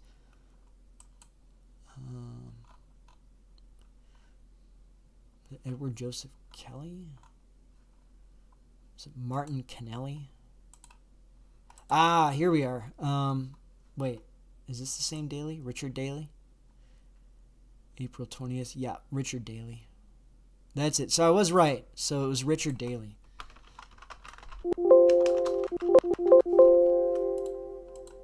Here he is. Richard Daley. So this guy was quite mobbed up. And he managed to get Kennedy in. Yeah, Daley played a major role in the history of the Democratic Party, especially with his support of John F. Kennedy in the presidential election of 1960 and Hubert Humphrey in election of 1968. He was the longest serving mayor in Chicago history until his record was broken by his son Richard Daley, 2011. Okay, so I was right. Okay.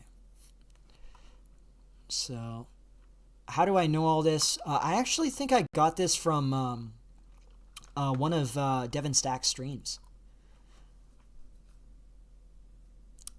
Devin Stack did a stream on Catholics, and I'm pretty sure it was on Catholics. Or it was either on Catholics or it was on Chicago. I don't think he did a stream targeting Catholics, but he talked about Chicago. And like how the corruption in Chicago was entrenched and managed to get Kennedy into office. Like he was, like there was this myth about Kennedy being like the people's president, this hero or whatever of the people, and it's not. No, he got in because the Catholics rigged the election to get him in. And you could say that's a good thing because the Catholics are the good guys. I don't know. I mean, look, I'm not anti-Catholic by any stretch. Like obviously, if I'm corresponding with E. Michael Jones and I'm supporting his books, even though I don't agree with him on everything, I'm not anti-Catholic. But pretending that the Catholics were just this unipolar force of good in America and that they didn't contribute to any of the problems America had is just not true. Like any immigrant group, they caused problems by just being there and being separate from the majority.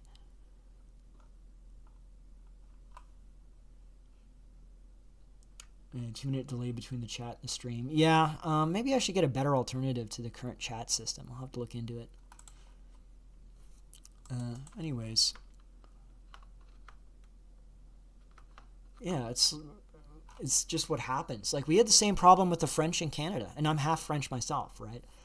The French in Canada have been a thorn in the side of politics here for as long as they've been part of Canada. You know, because you have to pander to them to get elected because they vote as a bloc, and so they get all sorts of freebies that no one else gets. You know, it's absurd. Anyways, was Christopher Columbus actually Jewish? I've heard rumors about that. I don't think that's been proven. There's claims that he has converso ancestry, but it's really hard to prove that. Because he's Italian, right? So they had similar, like if you look at Ashkenazi Jews, genetically speaking, they're like 50% Southern Italian and 50% Levantine, genetically speaking. And yeah, Holy Rob, it's kind of funny how Kennedy's image was saved with his death. Kind of, yeah. I mean, well, he did try and stop Israel from getting a nuclear weapon, and that's why. And obviously, there's questions about. It's kind of difficult to prove who was involved in what, but there's some very strange coincidences with Kennedy's assassination and the Jewish mob, and also the fact that he was trying to get Dimona inspected. And then suddenly he got his head blown off. Very, very strange coincidence. And then the shooter himself gets shot by a Jewish guy who's connected to the Jewish mafia. Very strange, very strange.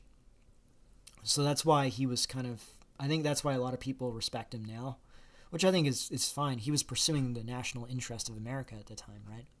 That doesn't mean he was a good guy, though. Like, he was supporting. Here's a red pill.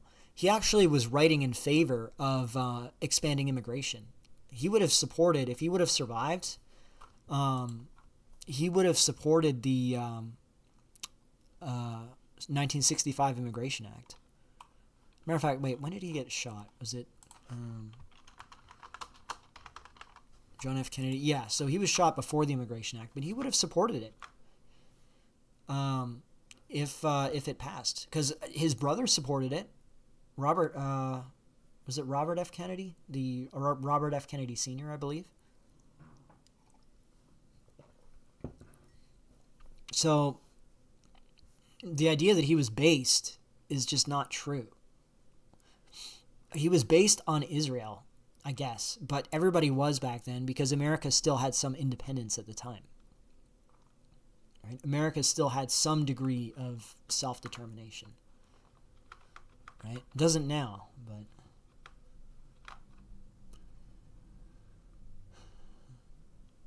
Yeah, I think it started happening when boomer culture converged with Catholicism. It was probably very different in medieval Italy and Spain. Well, you know that the baby boomer birth phenomenon was largely Catholic.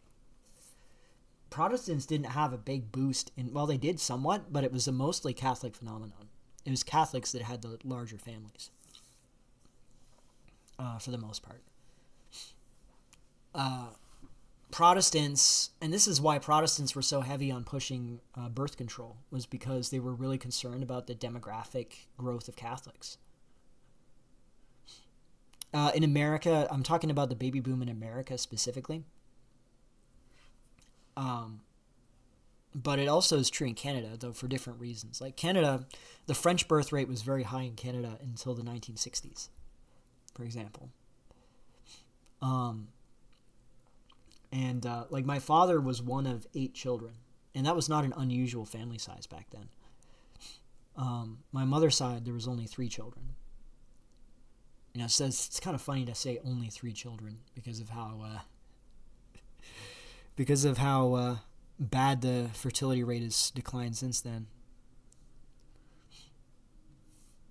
Just because Catholics don't believe in birth control. Yes, that is true. Actually, there's another video I wanted to watch. Hang on, let me look this up. Hang on. I'll have it saved here. So there's a video on Thailand's birth rate. Which is kind of topical because we have guys in Thailand in my server. Thailand's birth rate is actually just slightly above Korea's. They're almost as bad as South Korea, but you don't hear much about them because there's just not that much concern being offered about it. It's kind of an interesting video, so maybe we could just watch this. I'll speed it up because it's kind of... Rewrite real quick with AI in Acrobat Studio. Select any text from your PDF. Keep it short and snappy. South Korea's fertility crisis has been on every news channel for 5 years. Japan's has been a documentary topic since the 90s. Oh my god! Thailand quietly dropped to 0.78 children per woman, lower than both of them, and the global response was roughly the same as Thailand's own response, nothing. Just 72 million people collectively deciding that dogs are easier. Retirement doesn't exist anyway, and whatever happens next is someone else's problem. I missed the part where that's my problem. Except there won't be someone else. That's the whole point. In 2019, Thailand gained 100,000 people, 600,000 births, 500,000 deaths. Normal country stuff. The kind of demographic report that makes an economist nod once and close the tab. In 2025, Thailand lost 143,000 people, 416,000 births against 560,000 deaths. And the line isn't flattening, it's steepening. China province, which has over 300,000 residents, is now recording about 60 births per month. If you are wondering what 60 births a month means for a province that size, it means the maternity ward has more staff than patients. And the math stops being economics and starts being a countdown. Now the actual number depends on who you ask. The Thai government's official figure is 1.0. The World Bank, using older data, says something closer to 1.2. And if you're wondering which one is right, you've identified the least important part of the story. When the national debate is whether your country is the first, second, or third fastest at going extinct, the decimal points doesn't matter. Honestly, you're arguing about the seating arrangement on a bus that already drove off a cliff. South Korea has been the poster child of demographic doom for a full decade, with documentaries and panel discussions and Netflix probably greenlighting a K-drama about it. Thailand stole the crown while being 6 times poorer and somehow caring 6 times less. Korea's extinction gets immediate tour. Thailand barely gets a tweet. The Thai internet responded with the urgency of someone being told their gym membership auto-renewed. By the way, did you know the best way to save your country's numbers is to have everyone to subscribe to Rice Degree? I'm just saying. Hi man job run rao. Let it end with our generation, if I pronounce it correctly. This phrase started in 2020. Thailand's pro-democracy youth movement, the Free Youth Protesters, used it at rallies against military rule. The message was blunt. Stop passing coups, corruption, and constitutional rewrites to the next generation. Thousands of students at Democracy Monument, fists up, chanting it like a war cry. 4 years later, the same phrase shows up under every fertility rate post, except now, it's a shrug. The political rage fermented into something quieter, and honestly more permanent. Young Thais stopped yelling at the government to fix things, and started just opting out of the future entirely. The hashtag went from burn it down to let it burn out on its own. I'll be in Fukuoka. Every other declining Asian country has branded its own version of this. Korea has the 4B movement. No dating, no sex, no marriage, no... Alright, so what's he's basically talking about here, and honestly, the video itself is not that useful because it's mostly just fluff, but I want to skip to, let me see here. He talks about wealth inequality being a big driver, but let me see where he talks about, here we go. So, let me skip to this one here. The conclusion. In 1970, Thailand and the Philippines had roughly the same population, around 36-37 million each, but then their paths split. Thailand launched an aggressive family planning campaign. Condoms were distributed by the millions. Contraception became accessible. Economists called it a masterclass in development policy. The birth rate dropped, the economy grew, and Thailand became the poster child for how smart population management leads to prosperity. The Philippines, deeply Catholic, did none of this. The birth rate stayed high. The population ballooned. Fast forward 50 years. Thailand has 72 million people and a shrinking economy that's grinding to a halt. The Philippines has 117 million people and a GDP growth rate that's about to overtake Thailand's. The country. What annoyed me about this video, Rice Degree is just copying the YouTuber Fat Little Asian Man. Oh, is that true? Did I get baited by an AI slop? Oh, well. Anyways, look, one thing that annoyed me about this, though, he's like, Thailand and the Philippines, look at this comparison. Back in the day when Thailand embarked on its contraception campaign, Philippines didn't. And now compare them where Thailand has like 72 or 63 million people, I think, actually. It's less than that.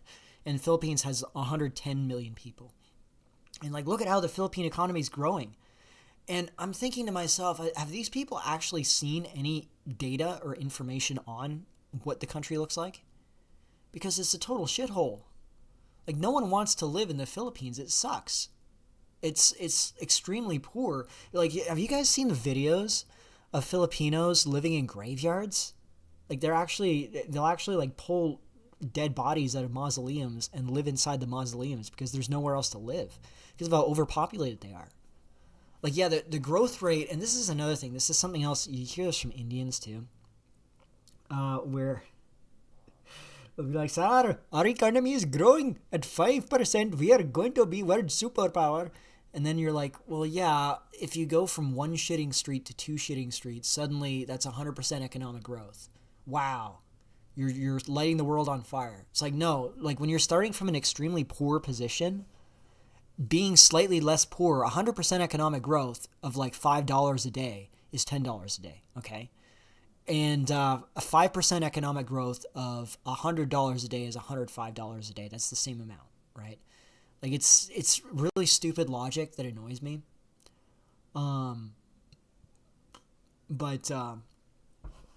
Yeah, I remember seeing this, and I'm thinking, like, this just doesn't make any sense. But everybody talks about South Korea's 0.7 birth rate, but nobody wants to talk about the millennial white birth rate being 0.7. Rundown, I'm not sure if it's quite that low, but it is low. I know that much. And, you know, it's funny because as far as Catholics go, like, I can actually accept that the Catholic position on, like, I can appreciate the Catholic position on contraception from a philosophical point of view. I can understand their moral arguments about, like, what's the intended purpose of sexuality? It's procreation. If you frustrate that purpose, you're going to introduce immorality into it. Like, I can understand the philosophy behind it, you know? It's Thomas Aquinas, it's Aristotle. I can respect that. But there's a practical element where if you're the Philippines and it's a poor country and it's just a set of islands, there's some degree of responsibility where you can't allow people to have 5 kids per woman and then you're overpopulating the island. And then what? Like, do they starve? Do you just let them starve to death? Like, do you wait until they start cannibalizing each other? Or, oh, no, wait. Here's what they want us to do. They want us to import all of these people that have been born that should not have been born because the country cannot carry the population. But because we have to be philosophically consistent with our position on birth control, we have to now export all of these excess people and have them flood our countries and fuck up our demographics. It's like, no. Like, what would have happened in the state of nature without borders, without food aid, without anything like that, is that they would have periodically starved to death, right? Because that's what happened in China, that's what happened in India, that's what would happen everywhere. There would be periodic famines when the population was too high, and then a large section would starve to death, okay? And that's how the population would self-regulate. It's called Malthusianism. And you end up with Malthusianism when you have a population that's too large for the land mass and the resources on that land to support, to carry. You know, and it's weird because, like, I can understand the Catholic position when it comes to, like, wishful thinking on the left about, like, moral utopianism or whatever, but this is a form of utopianism. believing that you can just keep growing the population perpetually with a fixed amount of land and a fixed amount of resources, and that they'll just take care of themselves somehow, or someone else will swoop in and take care of them. It's stupid, and it just leads to disaster. It leads to misery and suffering. Like Philippines is desperately poor compared to Thailand. Thailand has its problems. Philippines is a lot worse. There's a lot more poverty that's desperate. There's a lot more crime. It's a lot grimier and dirtier. And it's because there's probably twice as many people on that chain of islands than should be there. I don't think the population should be higher than 60 million, maybe, at most.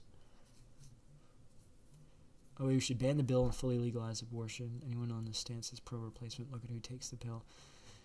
Yeah, I mean, it's kind of a funny issue when you look at fertility rates, and then you look at abortion rates, and again, like I don't do any moral advocacy for the most part. Like I did do one right now because of the Philippines exceeding its carrying capacity. I do think that's a moral issue. But for example, if we're talking about the United States and we're looking at Margaret Sanger, for example, had Margaret Sanger not intervened and aggressively promoted Planned Parenthood and abortion in America, America would have about twice as many blacks as it has today. And now, I'm not making a moral argument that this would be a good thing or a bad thing, but if we're looking at it from the perspective of blacks, it would be an advantage for them to have a much larger share of the population. From the perspective of whites, it would be worse. From the perspective of the other non-white populations that are not black, it would weaken their demographic position. And what's interesting is there's a similar process that happened in Brazil. And by the way, the reason why Margaret Sanger got aggressively into promoting abortion was because blacks in America were having more children than whites, because blacks were at that time largely rural. We're talking in the South. They weren't urbanized. That the black urban areas is a recent phenomenon. That's actually not that wasn't a thing until the northern migration that happened, the Great Migration North. Prior to the Great Migration, blacks were mostly in the South, and they were mostly rural. They were not in the cities.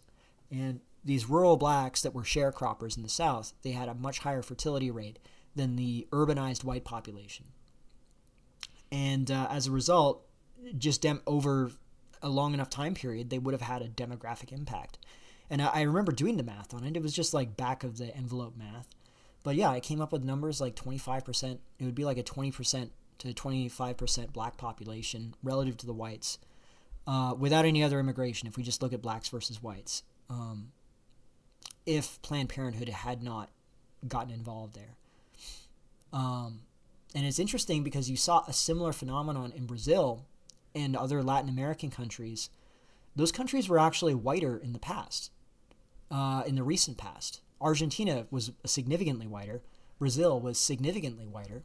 And what happened was, when infant mortality was lowered through modern medicine in the 20th century, like with the arrival of Getulio Vargas in Brazil, he modernized a lot of Brazil's infrastructure. It was the same with, Juan Perón in Argentina. Once they got infant mortality under control and they started to get modern medicine in there, disproportionately, who benefited from that? It was not the urbanized white population that already had low fertility by that point. It was the mixed race population, the black population, the indigenous population that were more rural, that were lower income, that did not have access to birth control and did not have that in their culture. They still had a lot of kids. And as a result, demographically, Brazil transformed from a country that looked a lot like the U.S. demographically to a country that is what it is now, which ironically actually now is quite similar to the U.S. because of the U.S.'s recent immigration policies. But in Brazil's case, it was through natural growth that it resulted that way. It was differential growth. The white population grew far slower than the mixed race population. And well, I mean, everyone's mixed in Brazil, but like there's no real pure blacks or pure indigenous in Brazil. But the Pardo population, the Mestizo, mulatto population grew faster than the white population and eventually overtook them.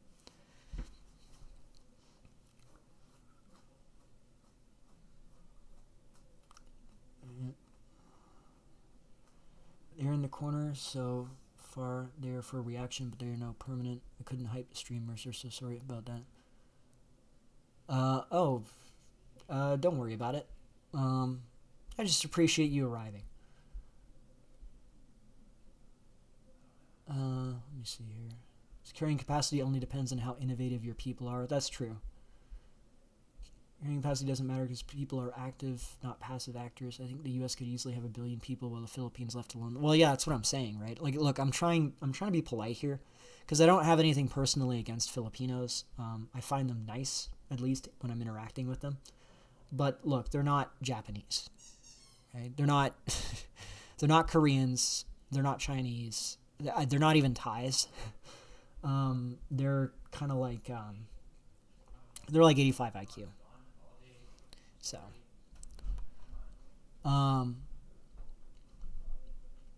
as a result, they can only carry so many people in their country. Japan has like 120 million people now, I believe, and they're more mountainous. They have less arable land than the Philippines. But because they're Japanese, because they're capable of a very high degree of organization and a high degree of income, a high amount of income, they can do that. Okay, well, Philippines can't. Philippines does not have that level of sophistication. It's just a fact, you know. Want to be nice to the people, but they're just not the sharpest tools in the shed. And if you allow them to breed out of control like that, you just end up in an apocalyptic situation where now they're in a miserable position. They're going everywhere else looking for work, kind of like India. I mean, India's in the same boat. You know, one of the funny things I looked up about India, per capita income in India is like $2,400 a year. And the per capita income of Indians in South Africa or Indians in Trinidad and Tobago or Indians in Guyana is like 15, 20,000, 25,000 per person. And these are not elite Indians. These were former coolies, as they were called, which were like indentured servants, basically, that would work labor work. So these were not elite. They were largely low caste Indians. And yet their income is much higher in these islands than Indians in India. And that's because India is absurdly overpopulated. It should have maybe 300 million people tops. If they had 300 million people, it would actually not be a bad place to live. I'm even willing to say that. And I'm probably going to get pushback from people that think Indians are just going to make everything shitty. I don't believe that because Trinidad's not bad. Guyana's not bad. The Indian parts of South Africa are all right. Like the Indian South Africans are pretty decent. Like the ones that have been there for generations. I don't mean the recent immigrants. You know, I don't think it's innate in these people that it just ends up all shitty like India. I think that you create that through the conditions. Filipinos are horribly lazy and incompetent when you work with them on the ship. Yeah, I can't speak for them on ships. Like the ones that we get here are mostly medical related workers and a couple factory workers, and they seem to be motivated. It might again be due to the ones that get in here, because this is the same experience I have with Africans. The Africans that I've encountered in Canada are generally pretty good people. But that doesn't mean that's what the majority of their people are like, right? Like Jamaicans, for example, in Canada are usually a lot worse. Jamaicans got a lot of problems. But like Nigerians, Kenyans, Ghanaians, as I said, like they're usually pretty good. Even Congolese are pretty good. Though I don't encounter them much because they're mostly in French part of Canada. First is actually, this is good. This leads us into what I wanted to watch, which was Rehab Room's video. And the reason why is because it's very similar to, or not, it's not similar, but it, like he comes to the same conclusions I come to on my economics video, but he arrives at it from personal experience, which I think is really interesting because I say the same things, but I'm deducing it logically. He's saying the same things, but he's coming at it from like, this is lived experience. So let's watch it.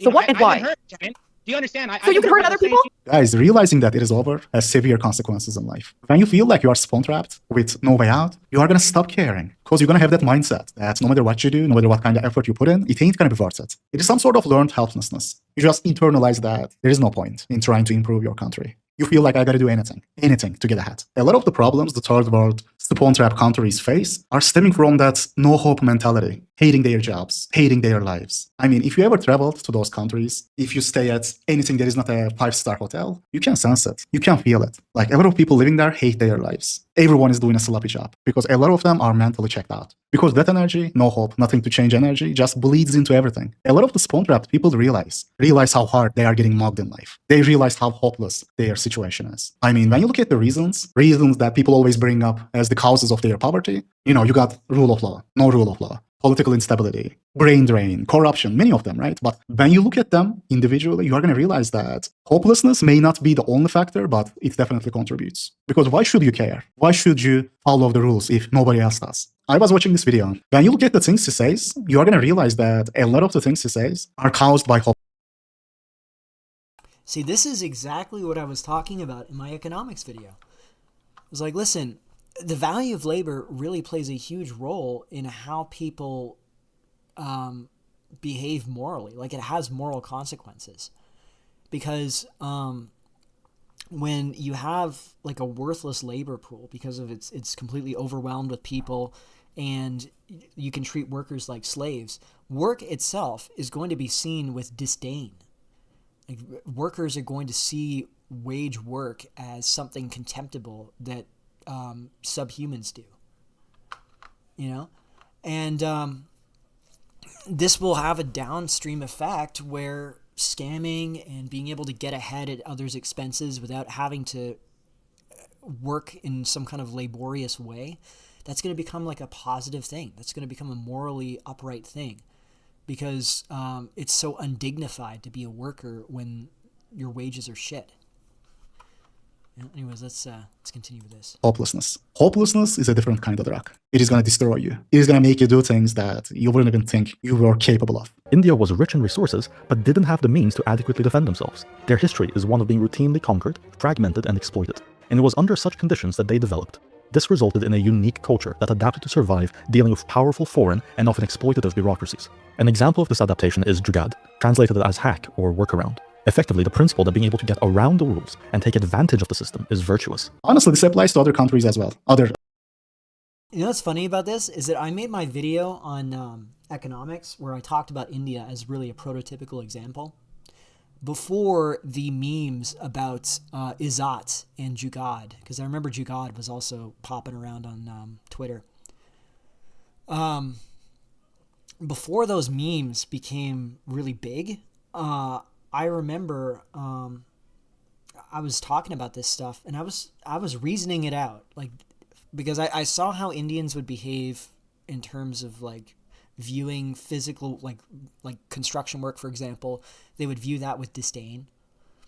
And I was thinking, like, why would they have this perspective? And then I realized also that there's a lot of there's a lot of Zoomers that also view like wagey work with the same contempt. And, instead of just trying to lecture them about the value of $1 or some bullshit, you're trying to understand why they're feeling this way. Like, why do they have this sense?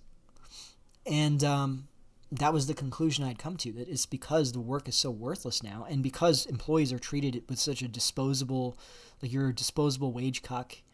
Like, you can be mocked and ridiculed, and who wants to be that? Unless you can get some posh, cushy job where you get paid tons of money to sit in an office doing something, unless you can get something like that or something glamorous, work itself is something disdainful. Like, it's actually seen as more valuable to leech off the system or scam other people than it is to actually work hard, because working hard is for slaves. And let's keep going with this. Third world countries. I don't know why people talk like this stuff is exclusive to India. Bro, this is very real. In the third world, people see scamming you as being smart. Cutting corners is considered a virtue because they are living in a survival mode, bro. If you were to live in those countries, you are going to do the same. You are going to look for ways to cut corners because everybody else is also doing it. You are going to realize that it is over for this country any damn way. I mean, everybody piles on India when it comes to this, but I can tell you, man, you go to Latin America, you go to the Middle East, this is the situation. I don't know if they have a name for it, but gaming the system is seen as a virtue. Taking advantage of others is seen as something to be proud of. A lot of people say it's the worst country anywhere in the world. They have no money, no nothing. They have no government. They have no police. They just shoot each other all day long. It's just pure bedlam. And probably the worst, most dangerous country. We have some beauties. They go to Minnesota, and they stole $19 billion. $19 billion. Give me 1 minute, and you'll get rid of this stuff forever. Liquid.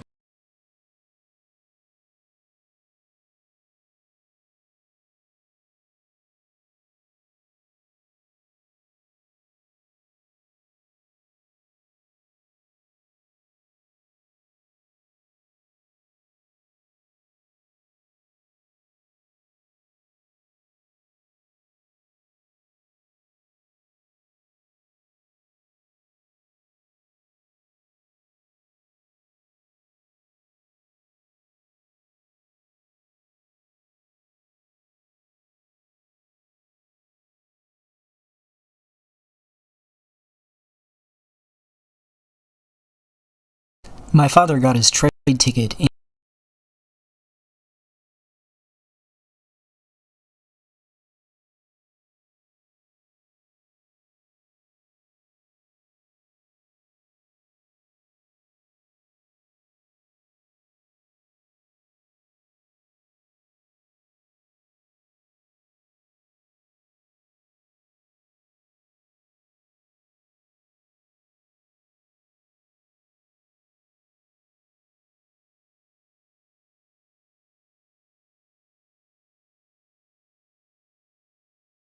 a high-trust society develops naturally because people aren't trapped in a zero-sum game. The low-trust society is the opposite. Corruption is everywhere. People will cheat each other if they can. Oh, I was muted. Oh my god. Okay. So what I was saying, when I was sort of lurking on when I was lurking on my thumbnail, I was just saying that some people are giving me shit for using anime girls in my thumbnails, but I'm like, that was such a fun thumbnail to make. How could you not look at that and think, wow, what a joy. I really want to click this video now. You see, like, yeah, you can hear me now, right? Anyways, that's what I was talking about. That's why I was dwelling on that thumbnail. I was just making a bunch of noise about it. Anyways, let's go here. So, I'm back. Society develops naturally because people aren't trapped in a zero-sum game. The low-trust society is the opposite. Corruption is everywhere. People will cheat each other if they can. Public services are basically non-existent due to corruption or because of the tragedy of the commons, where people use up shared resources because if they don't, the others will. It's very similar to the prisoner's dilemma I described in my previous video. The scarcity or abundance of labor isn't just an economic issue. It completely transforms society. Because what is labor? It's human action. The value of labor is therefore the value of human action. This has particular importance to us as men because we don't have inherent value like women do. We are born having to justify our existence, and the primary way we do that is through our labor. So our value is directly tied to the value of labor in a way that the value of women is not. If you live in a country with a high value for labor, work itself will be seen as dignified, and the worker worthy of respect, regardless of what kind of work he does. This also impacts how women perceive men. As I said before, we derive our value from what we do, not what we are. Like, there's all this talk about a crisis in masculinity, but what it really is a crisis in the value of men, because of how the value of labor has been destroyed. Just like in dating, we are excess to requirements, and excess by design because our very presence as the losers in this arrangement allows for the other side to emerge as winners in this zero-sum game. Low-trust societies are zero-sum because in order for people to cooperate, both sides need to feel that they are mutually benefiting. Work is wage cucking, there's no dignity or pride in it because the value of labor is worthless. When work is worthless for the average person, work itself will start to be seen as degrading. You're treated like a disposable cuck because you are one, in a sea of other desperate wage cucks who will jump in line to take your shitty job if you are fired or dare to quit. So it's no surprise that Zoomers hate work so much. In the sad... There we go, see what I mean? Like this is, and this was, I put this out when? 10 months ago, alright. So this was before Jugad or before Izat, before any of that was mainstream. So it's really nice to see confirmation of this, right? Anyways, let's keep going with Rehab Room here.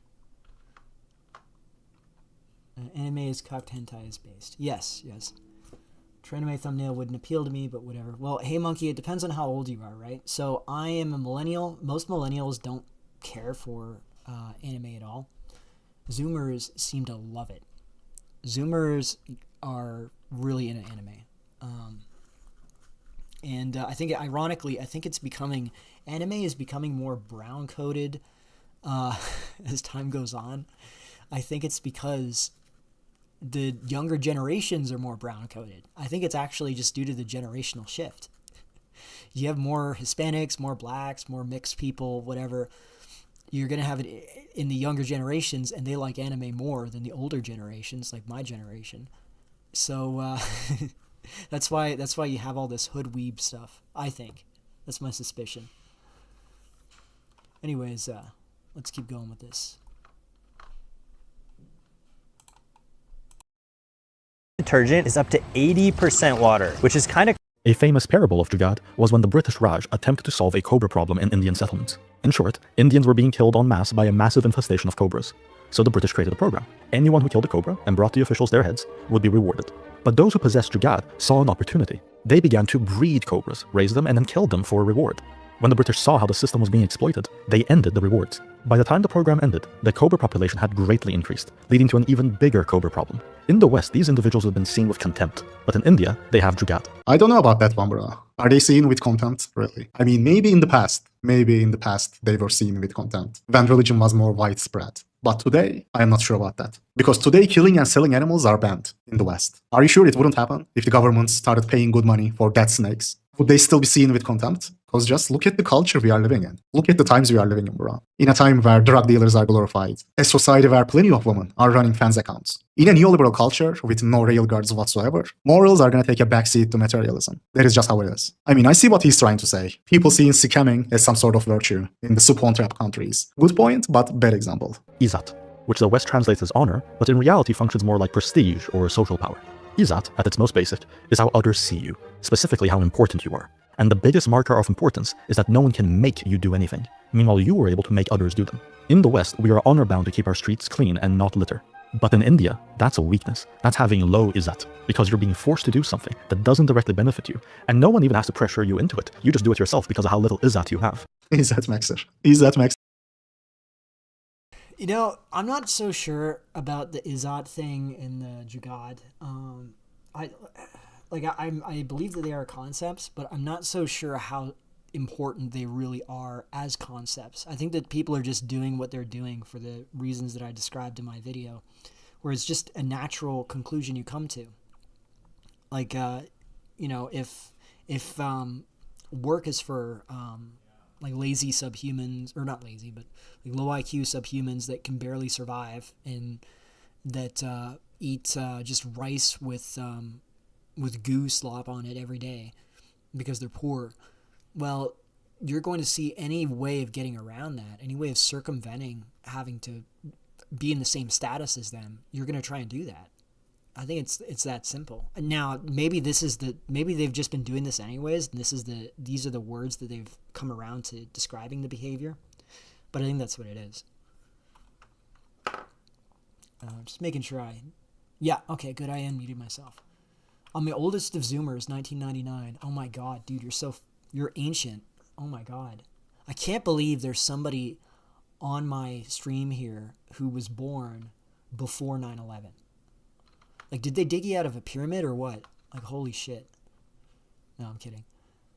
And I still won't have my attention captivated with Tranimate unless it's a sign-in type shit. My friend, you have, unfortunately for you, the fact that you know the difference between sign-in and other types of anime is a bad sign. I think you might be closeted in this regard. I think you might know a little more about anime than you're letting on. But no, I generally agree. Like, I'm not really a fan of it. I'll be honest, like, I don't really like the medium these days. Not because I find it disdainful or whatever, but it's more so because it's become so formulaic, you know? And because I remember back in like pre-2008, there used to be a lot more experimental stuff that anime studios would try. And there was this one studio that I really loved. It was called Manglobe. And they put out stuff like Ergo Proxy, Witch Hunter Robin. And again, this is like ancient shit, right? This is 2006, 2005. And it was really, they were actually attempting to say something with the series that they would make.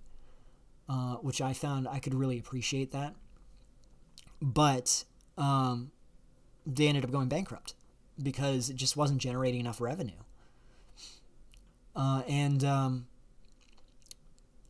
The consequence was, like, over time, because remember, whenever you start something, here's a good analogy, okay?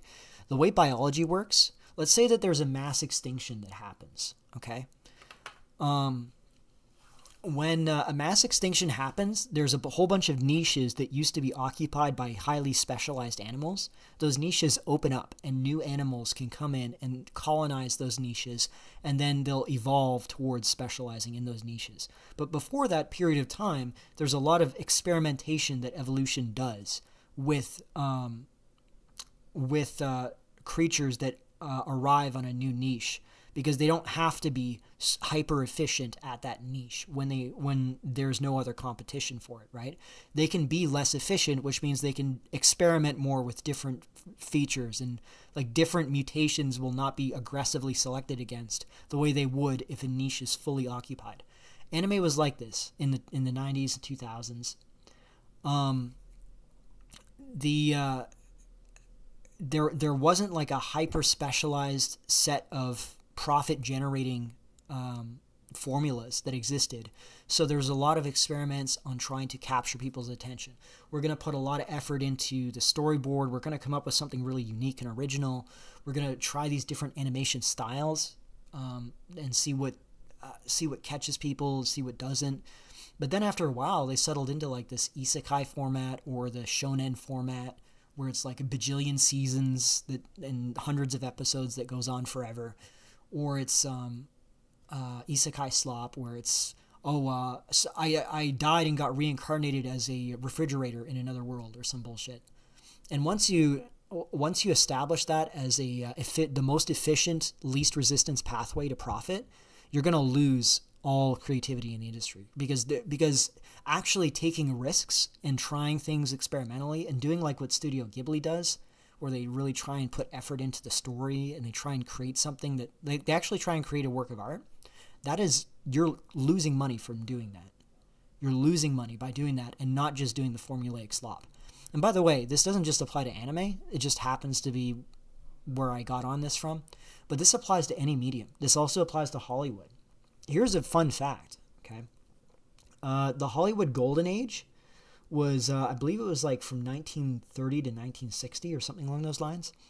And if you look at the Hollywood Golden Age, when the best movies of Hollywood were produced in terms of the story, in terms of the quality, Casablanca, the other private detective movies, I'm not really a big movie buff, but if you just look at like where movie critics, who are usually on the left, by the way, generally assign Hollywood's Golden Age to, it's actually during the period of censorship by what is known as the production code. And the production code, E. Michael Jones knowers in here will know about the production code. It was a system of censorship in Hollywood movies that was put in place under threat from Catholic boycotting of Hollywood movies during the Great Depression. And because there was a lot of homosexuality, nudity, sex, like all this other ridicule of clergy, all that was increasing in frequency in the Roaring '20s, and then the Great Depression happened, and the Catholic Church was able to enforce boycotts on movies that were considered immoral by the church. And so the compromise that Hollywood made was, we're going to self-censor these like low-hanging fruits, which would again be nudity, blasphemy, pornography. We're going to not allow those to be displayed publicly, and we're only going to allow, high IQ content, but we're not going to allow these low-hanging fruits. And the consequence of that was the quality actually went up, because as it turns out, like boobs on TV, sex on TV, that's a really easy way to sell an otherwise sloppy bad product when it comes to entertainment. Because like we saw with boomers, like it's sort of wearing off now because it's become so saturated. Like seeing sex on television or television, nobody watches TV, but you know what I mean. Like seeing sex on the screen is so mundane now. It's like people are getting bored of it. They just don't see the point of it, right? Because pornography is so ubiquitous. But back then, that was a way that you could get people's butts in seats because it piques people's interests, right? Once the production code was broken with the movie The Pawnbroker, I believe it was in the 1960s. Pawnbroker movie, 1964. That's it. It was a Holocaust film. They used it to break the production code. The Catholics lost their nerve. Once they refused to boycott, or they didn't boycott the Pawnbroker, which had a black woman exposing her breasts on the camera, within a few years, all that entire infrastructure of censorship was broken down, and you had like mainstream movie theaters running pornography like Deep Throat, Behind the Green Door, that sort of shit. And I'm not getting on a pulpit and lecturing or moralizing about pornography, because look, I mean, like if you're a guy in your 20s or even your 30s, God forbid, like myself, I mean, I am one of these people, right? Where like you have like no pussy, you have no women. I'm not going to wag my finger at you for using pornography just to avoid going crazy, right? More so, I'm just describing the effect that this has had on a population-wide level, on like a cultural level. And it really did allow for a lot of mediocre, shitty directors who didn't produce good movies. It allowed them to get hits in Hollywood by just using taboos, by breaking taboos like sex on TV, like weird sexual deviancy of any kind, including homosexuality, including promiscuity, whatever. Like anything that would break the conventional moral norms of the population, that would pique people's interest, because people are attracted to scandal. They're attracted to transgression of taboos. Even if you actually look at the quality of the thing and it's garbage, like it's actually a terrible story, doesn't make any sense, the acting is bad, and that drags down the quality of everything else. Because again, once you have these low-hanging fruits and it's really easy to generate a profit using these methods, like actually putting the effort into making something really high quality and valuable, that you actually lose money by doing that. You lose money by trying to make a quality product instead of just doing slop, right? That's really what I'm trying to say. And it happened in anime. It happened in Hollywood before anime. But yeah. Anyways, that's a pretty big digression. Let's keep watching Rehab Room here. Series comedy, bro. Makes me remember that news. There was some news. Some Indian guy, tries to give money to some guys taking a dump on the street. He was like, hey man, don't use the street for that. Go to a public toilet. I will even give you the money for you to do so. You know what happened, guys? They beat the shit out of him and murked him. That is what happened. I'm not sure if it is out of pride, though. Like, I am not sure about that pride thing. It is funny. I mean, is that Mexican? It's funny, but I think it is just people not giving a fuck. Because why should you when the others do not? There is this lack of conscientiousness, and the culprit is this. When you have that kind of hopelessness, when you are spawn-trapped anyway, it just bleeds into everything. That is why there are so many freak accidents happening in those countries, due to lack of conscientiousness. Everybody's doing their jobs on an all brother basis. All brother. Everything is all brother brand. All brothering has become the way of life. I mean, let me show you this, which is brutal, man.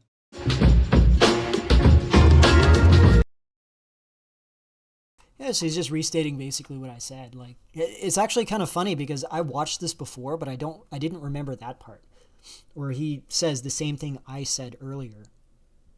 So we came to the same conclusion where I'm like, I think the Izat stuff and the Jugad stuff is funny, but I have a feeling that this is just more due to the nature of the society than like they're following some specific cultural practice.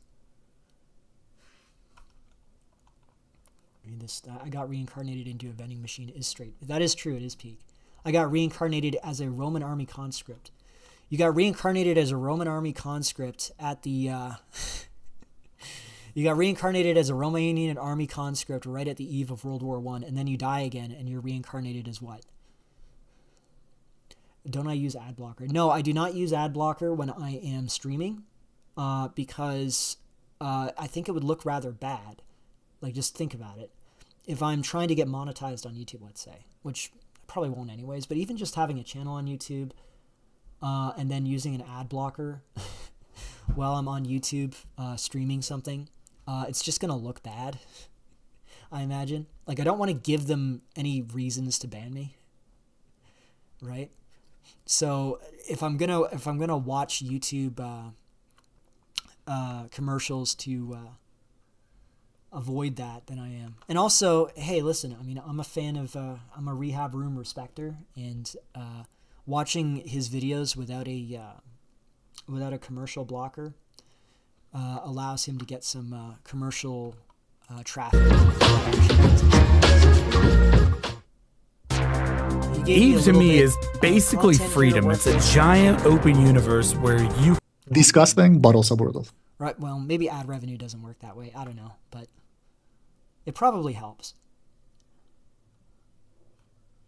Western Decline fans are co-signing that his name be Rehab Room and that he's a spook cultist in his own words. Well, yeah. In Western Decline, he's pretty good on X, actually. I sort of ghost follow him on X because he doesn't seem to like me these days. If you guys remember, there was a stream that we had done, or it wasn't a stream, it was like a record. He recorded a debate that we had. I didn't know that it was public. I think I was maybe a little, like, I was disagreeing with him in a little more forcefully a way than I would have if we were live, because I would be more conciliatory if we're live. I didn't know that we were live, so it maybe sounded like I was being more disagreeable than I normally would be. But it was on, like, he's convinced about Indians taking all the white women or something. And I'm like, you know, I'm not even saying that's necessarily impossible. There are cases of that happening, of course. But I'm like, I'm going to need to see some real evidence of this before I accept it. I'm not just going to accept it as like, bro, I see this. I see this when I go outside. And since then, he's sort of, he's thought either that I am trying to hide something or trying to hide the statistics or what. I don't know. But it's unfortunate because I didn't have anything against him. But do you think military service or conscription will benefit Inkies in peacetime? In theory, it should, right? It should be a way of getting out of your, getting out of being trapped in like a shitty, no future town or whatever, potentially. But in practice, I don't know. I mean, I don't think Romania is going to be dragged into a war with Russia. Like, I think the Europeans are just squeaking and crying a lot and whinging. They're not actually going to attempt to engage Russia militarily, but it's not a non-zero chance, right? Like,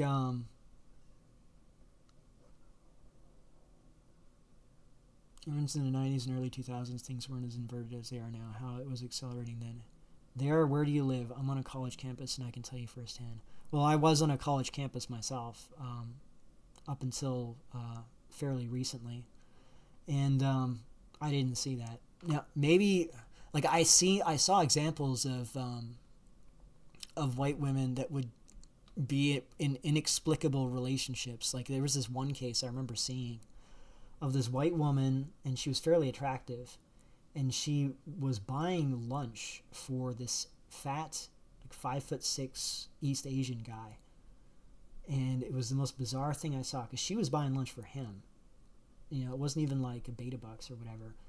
And there were cases of that where I would be like, it doesn't make any sense. But that was few and far in between. When I was working on a university, I would see that maybe 3 times in a year. Well, yeah, there's endless proof in the same way that, like, you guys will take creep shots of random people, which, okay, fine. Like, yes, there do exist. Here's a massive black pill, okay? There do exist white women who are in relationships with Indian men. That does exist, okay? That's not what I'm arguing. What I'm arguing is that there isn't a giant mass phenomenon of this occurring. Okay, it's not a statistically significant phenomenon. Okay, that's the difference. And I'm willing to be proven wrong on this, and I'm willing to change my position if I see evidence of this, but I need to see real evidence. I can't just see like, look at this couple that I took a creep shot of. You know, because you can do that in any direction. Dude, I talk to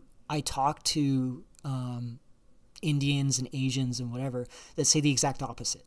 That say, oh, it's everywhere is WMAF, or I'm seeing Indian. Like there's this one guy on my server who is really convinced that Indian girls are aggressively attempting to date white guys in his college, and that they're actually succeeding more than Asian girls.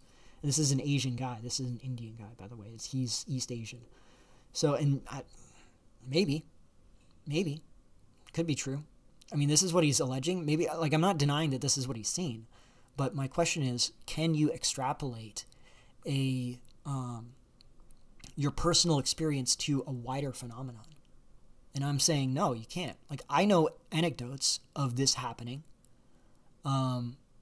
It's not impossible for it to happen. Nothing is impossible, right? But that's not how statistic probability works, right? And that's really, and if you're going to make any sweeping claims about anything, it doesn't matter what it is, any sweeping claims, you've got to prove it.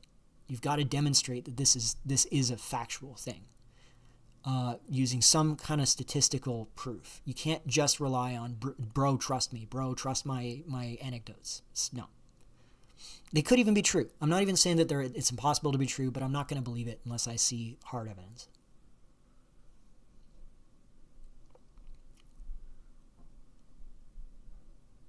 Likely show some evidence it's possible for any G-to-Renos to get white women, but would point to the important pieces of evidence that white women tend to be really degenerate. It's possible for any G-to-Reno. Well, yeah, but it's possible. Dude, I know a guy. Now, this is from years back, so this would be like 2011, 2012. No, later than that, like 2013, 2014 is when I knew him. There was a guy I knew with cerebral palsy, okay? And he was like, he wasn't in a wheelchair, but he was like lame. One of his legs didn't work, and he would drag his leg. He had strabismus, which means his eyes went two different directions. And he was really fucked up. But he had 2 children from 2 different women. And in before, he's black. No, he's not. He's French. He's French, and the women involved are also French, I believe.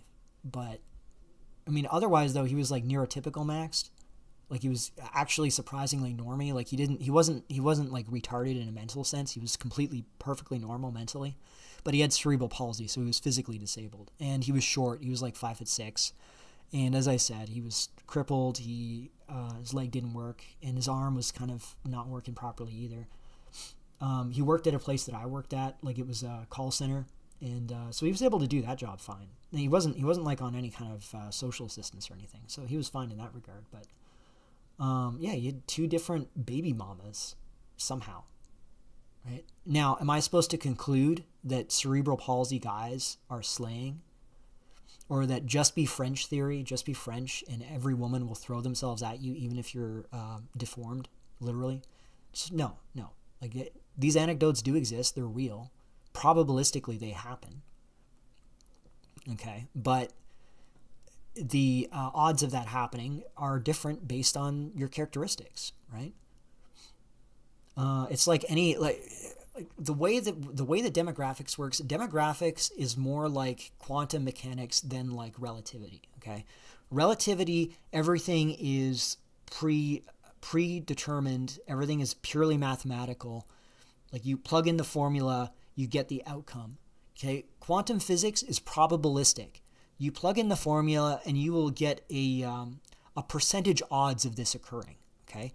Demographics is more like quantum mechanics, where you plug in the numbers. If you're like a 5 foot, like for example, I just shared a story recently. My younger brother is 5'5", and he got a GF recently. This is a ethnic void. I think she's from Cambodia or something originally, 2nd gen. Parents are here, but am I supposed to say like the height pill is cope, or well, it is JBW in his case. But look, the point is that it's a probabilistic thing. I plug in his numbers, 5'5", 5 out of 10 in the face, maybe 4.5 out of 10 in the face. Other characteristics, what probable chance of getting X result or Y result? What is the chance of this happening in his scenario? Well, those are the chances, right? Now, could he have gotten... Now, I have another cousin, actually. Here's another example. And this guy was in the news, actually, for an unfortunate reason with his son. But and I can't reveal that because I'll actually dox myself if I do. But his son died in a tragic accident that was on the news about 10 years ago. And he's like 5'3", and his wife is 5'4", and his son is 5'9". And he's in his... So he's like a Gen X. So he's in his... Because his son was born in... his son was about 4 or 5 years younger than me. He would have been a Zoomer. So his dad was born in the 70s, I believe.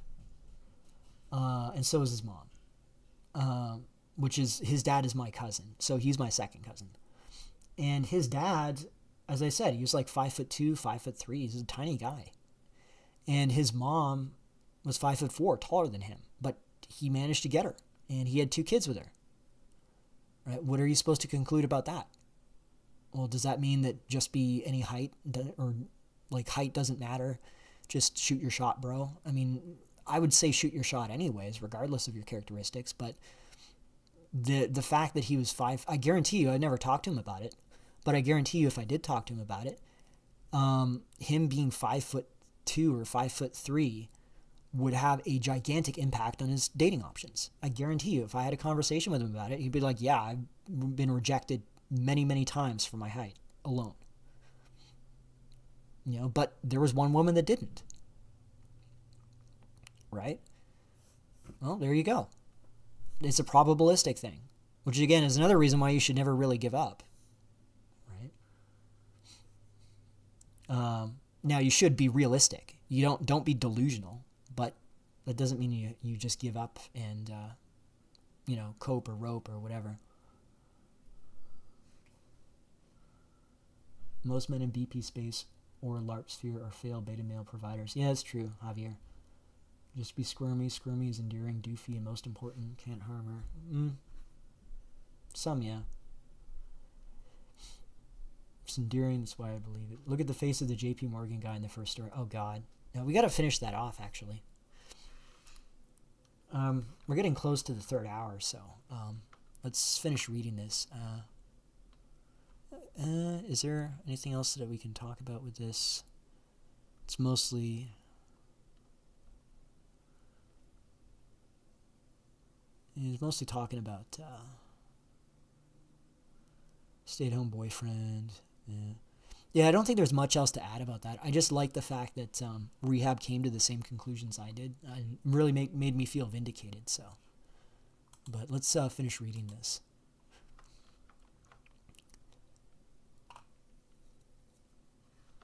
Hajdini then allegedly removed her shirt. No, we're already down. So, twice. No, we already saw that one. Okay, here we are. I fucking own you. I fucking own you. I will make you pay. Do you think you are going to be in good standing if you do not have me in your corner? She allegedly said. You really think you want some brown boy Indian leading originations? If you don't fuck my brains out tonight, I'm going to sabotage your promotion. They're saying it's the most Indian post. They're saying it's the most Indian post ever. You think you're going to be in a good standing if you do not have me in your corner? You have to fuck my brains out. Yeah, listen, this happens to me all the time. Like this is my story about how I got denied a corporate job. Is that I just refused to be blackmailed sexually into performing sex acts on beautiful women. It happens to the best of us, My heart goes out to this guy. On June 9, 2025, Doe says he received a voicemail from someone claiming to be a manager at JPMC, telling him he wasn't welcome because of his skin color, adding that people don't want you or your kind here. Okay. This, actually, you know what's good about this? I can actually go on a small tangent on this, and it should cover the last 10 minutes of the stream. So there is this study that came out, and maybe I'll see if I can find it. Let me see. Indian Americans report more racism than other Asian Americans. There's a study on this. Let me see if I can find it.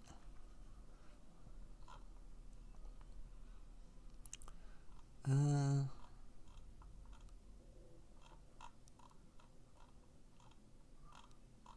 me see here.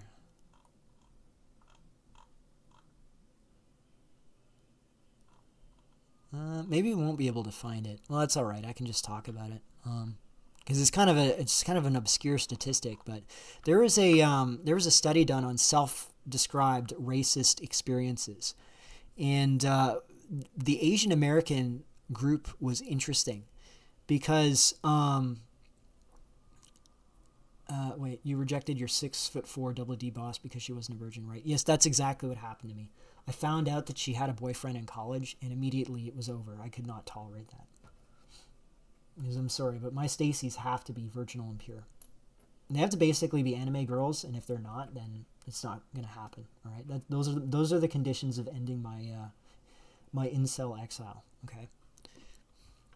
Anyways, though, so there was a study done on Asian Americans' self-perceived racism in the workplace and in other areas of life, and Indian Americans reported like twice as much.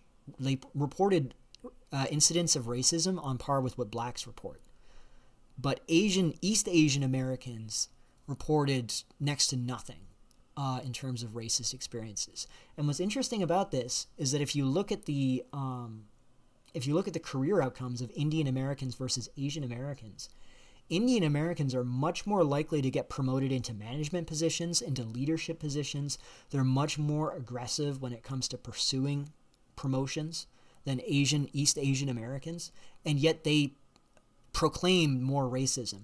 And then what you realize is that what is most likely happening here is that they're tactically using racism or accusations of racism as a means of getting ahead in the workforce. And you can almost demonstrate it statistically in that regard, because they're claiming that there's all this racism, but they're also able to aggressively climb up the corporate ladder faster than other groups of Asian Americans who do not report the same degree of racism by any stretch. To me, that sounds like they are tactically using accusations of racism to expand their economic footprint and to increase their policy, or not their policy, excuse me, to increase their economic value and their influence. I can't say that this is exactly what this guy's doing, the original guy, but it is weird how that's included at the end. This is very peculiar. Telling him that he wasn't welcome because of his skin color, that people don't want you or your kind here. Very interesting, very telling, I would say. It's kind of like how, there's this tendency on the right wing to say that there's like collectivism versus individualism, or like ethnocentrism versus individualism. My argument is that ethnocentrism and collectivism are actually separate. They're not identical. East Asians are highly collectivistic, but they're not that ethnocentric. Not saying that they're not ethnocentric at all, but they're not substantially ethnocentric. Whereas South Asians, there is a significant degree of collectivism. I would say somewhat less collectivism than East Asians, but more than whites. But they're much more ethnocentric than whites or East Asians. And this is one of the ways that you can tell, because he's perceiving race everywhere. Asian Americans generally don't perceive race that way, you know? It's kind of funny, like if you think about Andrew Yang, like that Andrew Yang interview where he talked about, this was back in the 2020 election, I think, where he was talking about the potential impact of AI. He was the only one talking about it at the time.